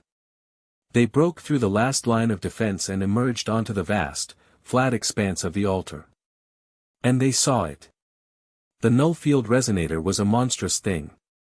It was a massive, multi-tiered ring of black, pulsating metal, easily 100 feet in diameter, hovering in the center of the altar. At its heart was a contained sphere of pure darkness, the source of the vortex in the sky. The air around it was so cold it frosted the ground, and the sound it made was a deep, soul-shaking thrum that vibrated in their bones. But it was the defense that made them freeze. There was no army of purifiers. There was only one. A single, synthetic, hive-mind entity. It looked like a fusion of technology and biology, a shifting, vaguely humanoid shape of black cables and shimmering silver metal, with no discernible face, only a single, glowing red lens. And orbiting it like malevolent moons were three legendary-class cybernetic Pokémon. A Registeel, its body augmented with Aegis plating, its movements unnaturally fast. A Heatran, its metallic shell replaced with heat-dissipating fins and what looked like a plasma cannon on its back. And a Cresselia. The beautiful, lunar Pokémon was a horrifying sight. Its graceful, crescent-shaped wings were encased in black metal, and its gentle eyes were replaced with the same cold, red optics. Its aura of pleasant dreams was gone, replaced by a psychic field of pure, weaponized despair. By the gods! Kiawe breathed. Valerius didn't just target the land, Glad Ion said, his voice laced with venom. He's been capturing and converting. Analysis, a synthesized, multi-layered voice spoke from the central entity. Threats detected, Alolan champion, Wella Volcano Park trial captain, Ether Foundation scion. You are the final variable. Your termination will ensure the success of Project Purity. There was no more time for words. The final battle began. It was a battle on a godlike scale. The air crackled with power that could level mountains. Kiawe's Charizards and Turtonator engaged the Cyberhetron in a battle of pure, explosive fire. The ground shook with their every blow. Gladion Silvally, shifting its type with blinding speed, became the only thing that could face the Cyberregisteel, a battle of adaptability against unyielding defense. That left Ash with the Cyber Cresselia and the central hive mind entity.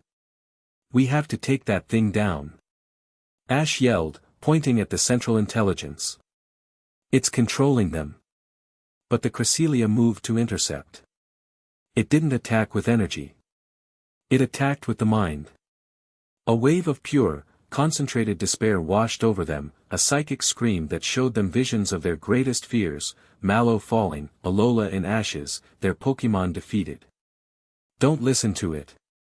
Ash roared, fighting against the crushing weight on his soul. He focused on one image, Mallow's defiant, loving smile. He used it as a shield, his own love and hope a burning light against the artificial darkness. Pikachu. Greninja. Break through. He and his two fastest Pokémon became a synchronized storm of speed and power. Ash Greninja, wreathed in its veil of water, moved like a phantom, its massive water shuriken aiming not for Cresselia, but for the central entity. Pikachu, a bolt of pure gold, used Greninja's attacks as cover, zigzagging across the battlefield. The hive mind was a terrifying opponent. It fought with the combined knowledge of all three legendary-class Pokémon, unleashing coordinated volleys of flash cannons, magma storms, and psychic attacks. It was like fighting three legendary Pokémon at once, all controlled by a single, malevolent supercomputer. The battle raged, a symphony of destruction under a dying sky. Ash pushed himself and his Pokémon to their absolute limits, his aura flowing freely, linking him to them, allowing him to see and feel the battle from three perspectives at once. He didn't just command, he anticipated, he flowed, he became the battle itself. He saw his opening. A momentary lag in the hive mind's processing as it redirected power to the Heatran to counter an attack from Kiawe. It was an opening that lasted less than a tenth of a second. Now! Ash screamed, pouring every last ounce of his will, his energy, his hope for the future into one, final, desperate command. It was a move they had never attempted, a combination so risky, so powerful, it could destroy them all. Pikachu, use Greninja's water shuriken as a conductor. Spiral Volt Shuriken. Ash Greninja formed a colossal water shuriken, larger than any it had ever made before, and hurled it. As it spun through the air, Pikachu unleashed a full-power 10 million volt thunderbolt, not as a beam, but as a spiraling vortex of rainbow-hued energy. The lightning latched onto the spinning water shuriken, wrapping around it, fusing with it, turning it into a spiraling, rainbow-colored drill of pure elemental fury. The hive mind registered the threat, its red eye widening. It tried to bring up a shield, recalling power from the three legendaries. But it was too late. The spiral volt shuriken slammed into the central entity. There was no sound. There was only a flash of pure, white light that consumed everything. The attack didn't just hit the hive mind, it overloaded it, the combined, bond-fueled power of two separate elemental types too chaotic and powerful for its logical processors to handle. The entity let out a single, silent, digital scream as it was vaporized.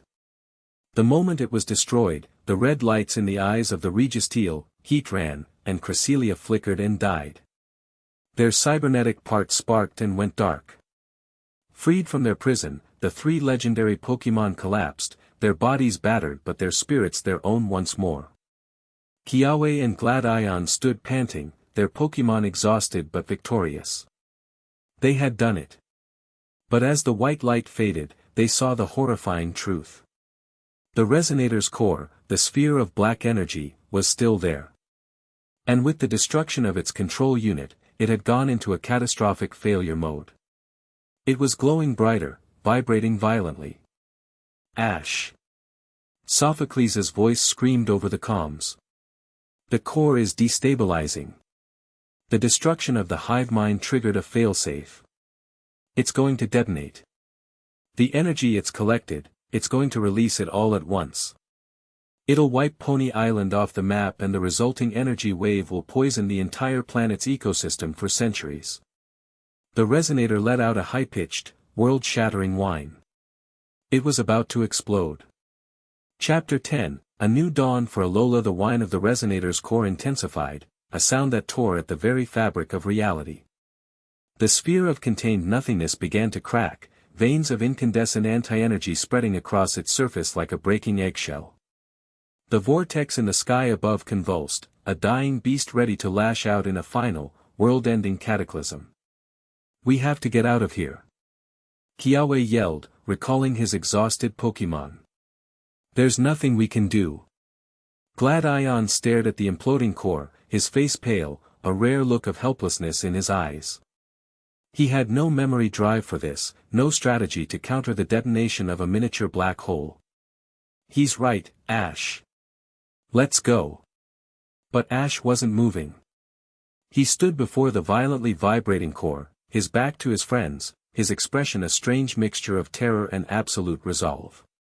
Pikachu was on his shoulder, his small body trembling, but he wasn't running either.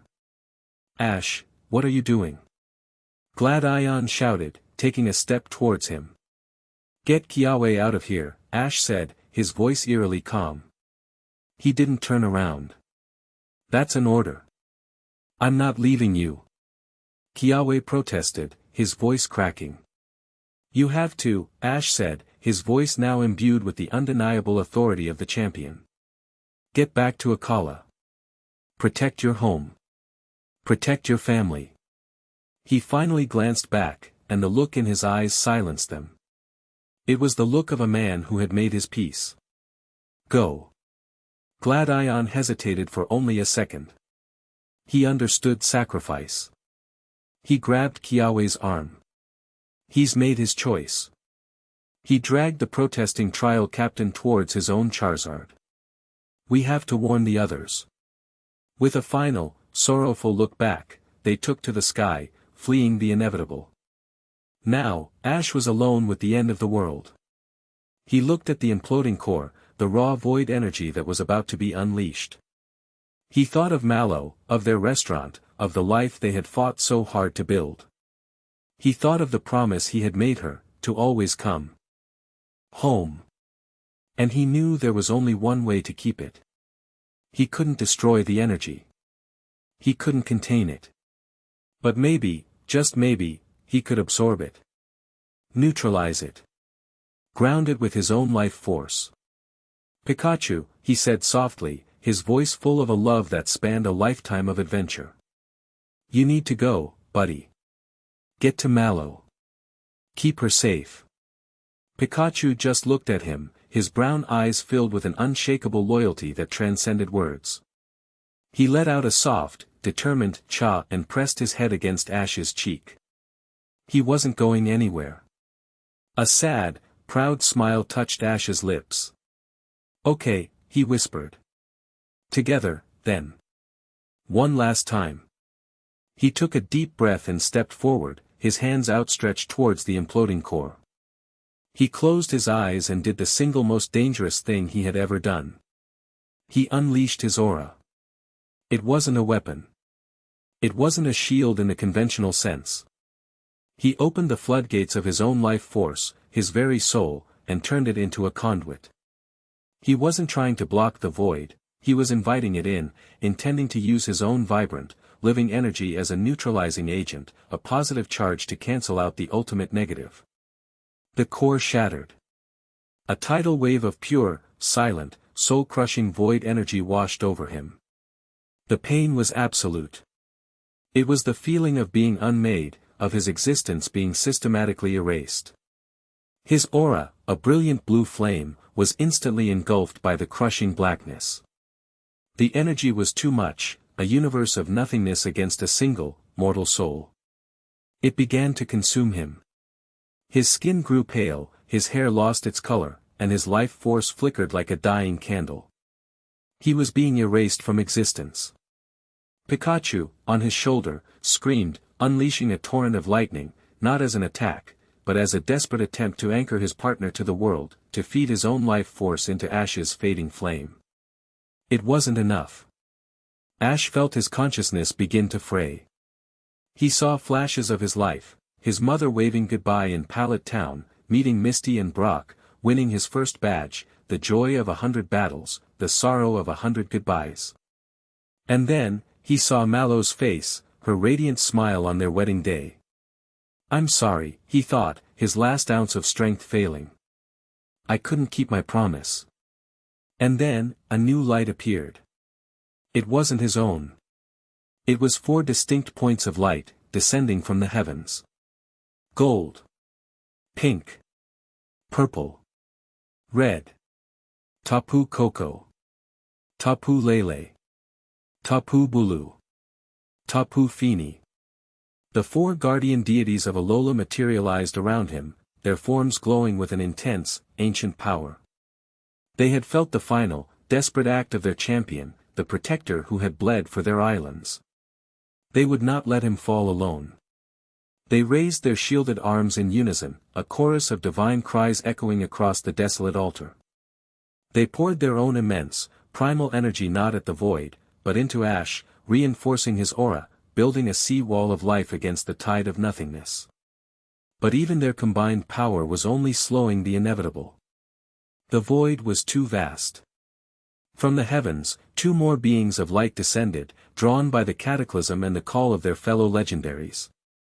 Solgaleo, the emissary of the sun, and Lunala, the emissary of the moon, appeared in all their celestial glory. They added their own power to the torrent, the burning light of a star and the cool grace of a moonbeam joining the raw, terrestrial energy of the Tapus. Still, it was not enough. The void was an absolute. It could not be overpowered. It could only be balanced. They needed a stronger anchor, a deeper connection to the world Ash was trying to save. And that connection was Mallow. On the cliffs of Mele, Mallow felt it. A sudden, sharp, agonizing pain in her soul, as if a cord connecting her to Ash had been stretched to its breaking point. She cried out, falling to her knees, her hand clutching her chest. "Ash," she screamed, her voice filled with a terror that dwarfed everything she had felt during the siege. At that moment, her Z-ring, the one gifted to her by Tapu Lele, began to glow with a blinding pink light. Tapu Lele's power, a continent away, had found its focal point. It was creating a bridge. Mallow understood. It wasn't a conscious thought, it was a primal, instinctual knowing. She was his anchor. She was the heart. "Help him," she cried out to the island around her, to the sky, to the sea. "Please. He's giving everything. We have to give it back." She stood up, her face streaked with tears but her eyes blazing with a power even she didn't know she possessed. She held her glowing Z-ring aloft. And Alola answered. The life force of the islands, the collective energy of every plant, every Pokemon, every person who loved their home, rose up. A great, green, vibrant river of energy flowed from the land, from the sea, from the hearts of its people. It flowed towards Mallow, who had become its conduit. She cried out as the immense, beautiful, living power of Alola surged through her, not harming her, but using her as a channel. The energy shot from her Z-ring, a brilliant beam of pure life that crossed the ocean in an instant. It struck the circle of gods at the altar, and through them, it found its destination, Ash.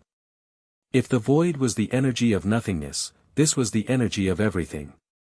The vibrant life of Alola, focused through the heart of the woman he loved, poured into Ash's fading spirit. His faltering aura didn't just stabilize, it erupted. The brilliant blue flame became a blinding sun of life-giving power. He let out a final, triumphant roar as the two opposing forces, the absolute void of the resonator and the absolute life of Alola, met within him and cancelled each other out. The explosion was one of perfect, beautiful silence. The vortex in the sky vanished. The coldness receded. The stolen moonlight returned, bathing the altar in its gentle, silver glow. The wave of revitalizing energy did not stop. It washed out from the altar, across all of Pony Island, across the entire archipelago. The damage from the battles, the scars on the land, the fear in the people's hearts, it was all washed away in a gentle, healing wave. The world, which had been holding its breath, let out a collective, contented sigh. At the altar, Ash collapsed, his body no longer pale, but humming with a residual, healthy glow. He was completely, utterly drained, but he was alive. He was whole. The 6 legendary Pokémon looked down at the mortal who had paid such a price, their duty done. Then, as silently as they had come, they vanished, returning to their own domains, leaving the hero to the quiet of the newly born dawn. Months later. The sun shone on Alola, brighter and warmer than ever before. The world was healing. The Aegis Foundation, its leader captured and its doomsday weapon destroyed, had crumbled. The shocking truth of Valerius's plan, revealed by the Aether Foundation and corroborated by the world's leaders, had turned public opinion on a dime. Valerius himself was imprisoned in a specialized facility, his mind broken, a hollow man left with nothing but the memory of his tragic, misguided crusade. The captured legendary Pokémon had been freed and, with the help of the Aether Foundation, were returned to their habitats, the cybernetics removed, their spirits slowly healing. Life in Alola had returned to a new, stronger normal. The bonds between its people, and between people and Pokémon, had been forged into something unbreakable by the fires they had faced together. The Grand Oak was more vibrant and popular than ever. Its windows were repaired, its walls repainted, and a new, stronger front door hung on its hinges. But now, it was more than a restaurant. It was a landmark. A symbol. The evening rush was in full swing, the air filled with the familiar, happy symphony of chatter, clinking glasses, and the delicious smells wafting from the kitchen. At a large corner table, all their friends were gathered. Not for a war council, but for dinner. Brock and Misty were arguing playfully over who was the better cook, besides Mallow, of course. Dawn and Serena were showing off photos of their latest victories. Clement and Sophocles were excitedly sketching a new invention on a napkin. It was loud, chaotic, and perfect. In the kitchen, Ash and Mallow worked in their familiar, effortless rhythm. He plated a dish of pineapple glazed ducklet while she put the finishing touches on a deconstructed berry tart, her festival-winning dessert. They moved around each other in the controlled chaos of the kitchen, a dance of perfect partnership. He'd pass her a spice without her asking, she'd have a clean pan ready for him before he knew he needed it. He paused for a moment, leaning against the counter, just watching her. He watched her sprinkle candied orange berries onto the tart, her expression one of focused, joyful artistry. He felt a surge of love so profound it almost buckled his knees. Every battle, every scar, every moment of terror had been worth it, just to stand here, in this kitchen, with her. She caught him staring and raised an eyebrow, a teasing smile playing on her lips. "Something wrong, champion?" "Nope," he said, his own smile wide and genuine. "Everything's perfect." Later that night, after the last happy customer had departed and their friends had finally said their long goodbyes, they stood on the beach behind the restaurant. The sand was cool under their bare feet. Their Pokémon, Pikachu, Serena, Lycanroc, and all the others, were playing in the gentle surf, their happy cries mingling with the sound of the waves. Ash wrapped his arms around Mallow from behind, pulling her close, his chin resting on her shoulder. They stood in comfortable silence, watching the Alolan sun dip below the horizon, painting the sky in breathtaking strokes of orange, pink, and gold. There were no more world-ending threats on the horizon. There were no more secret armies or doomsday machines. The war was over. The long night had passed. There was only peace. The warmth of Mallow's hand in his. The quiet, profound victory of the simple, beautiful life they had fought for, and won, together. This was his home. And he was finally here to stay. The end. Thank you for watching this video. Please be sure to subscribe to our channel and like this video.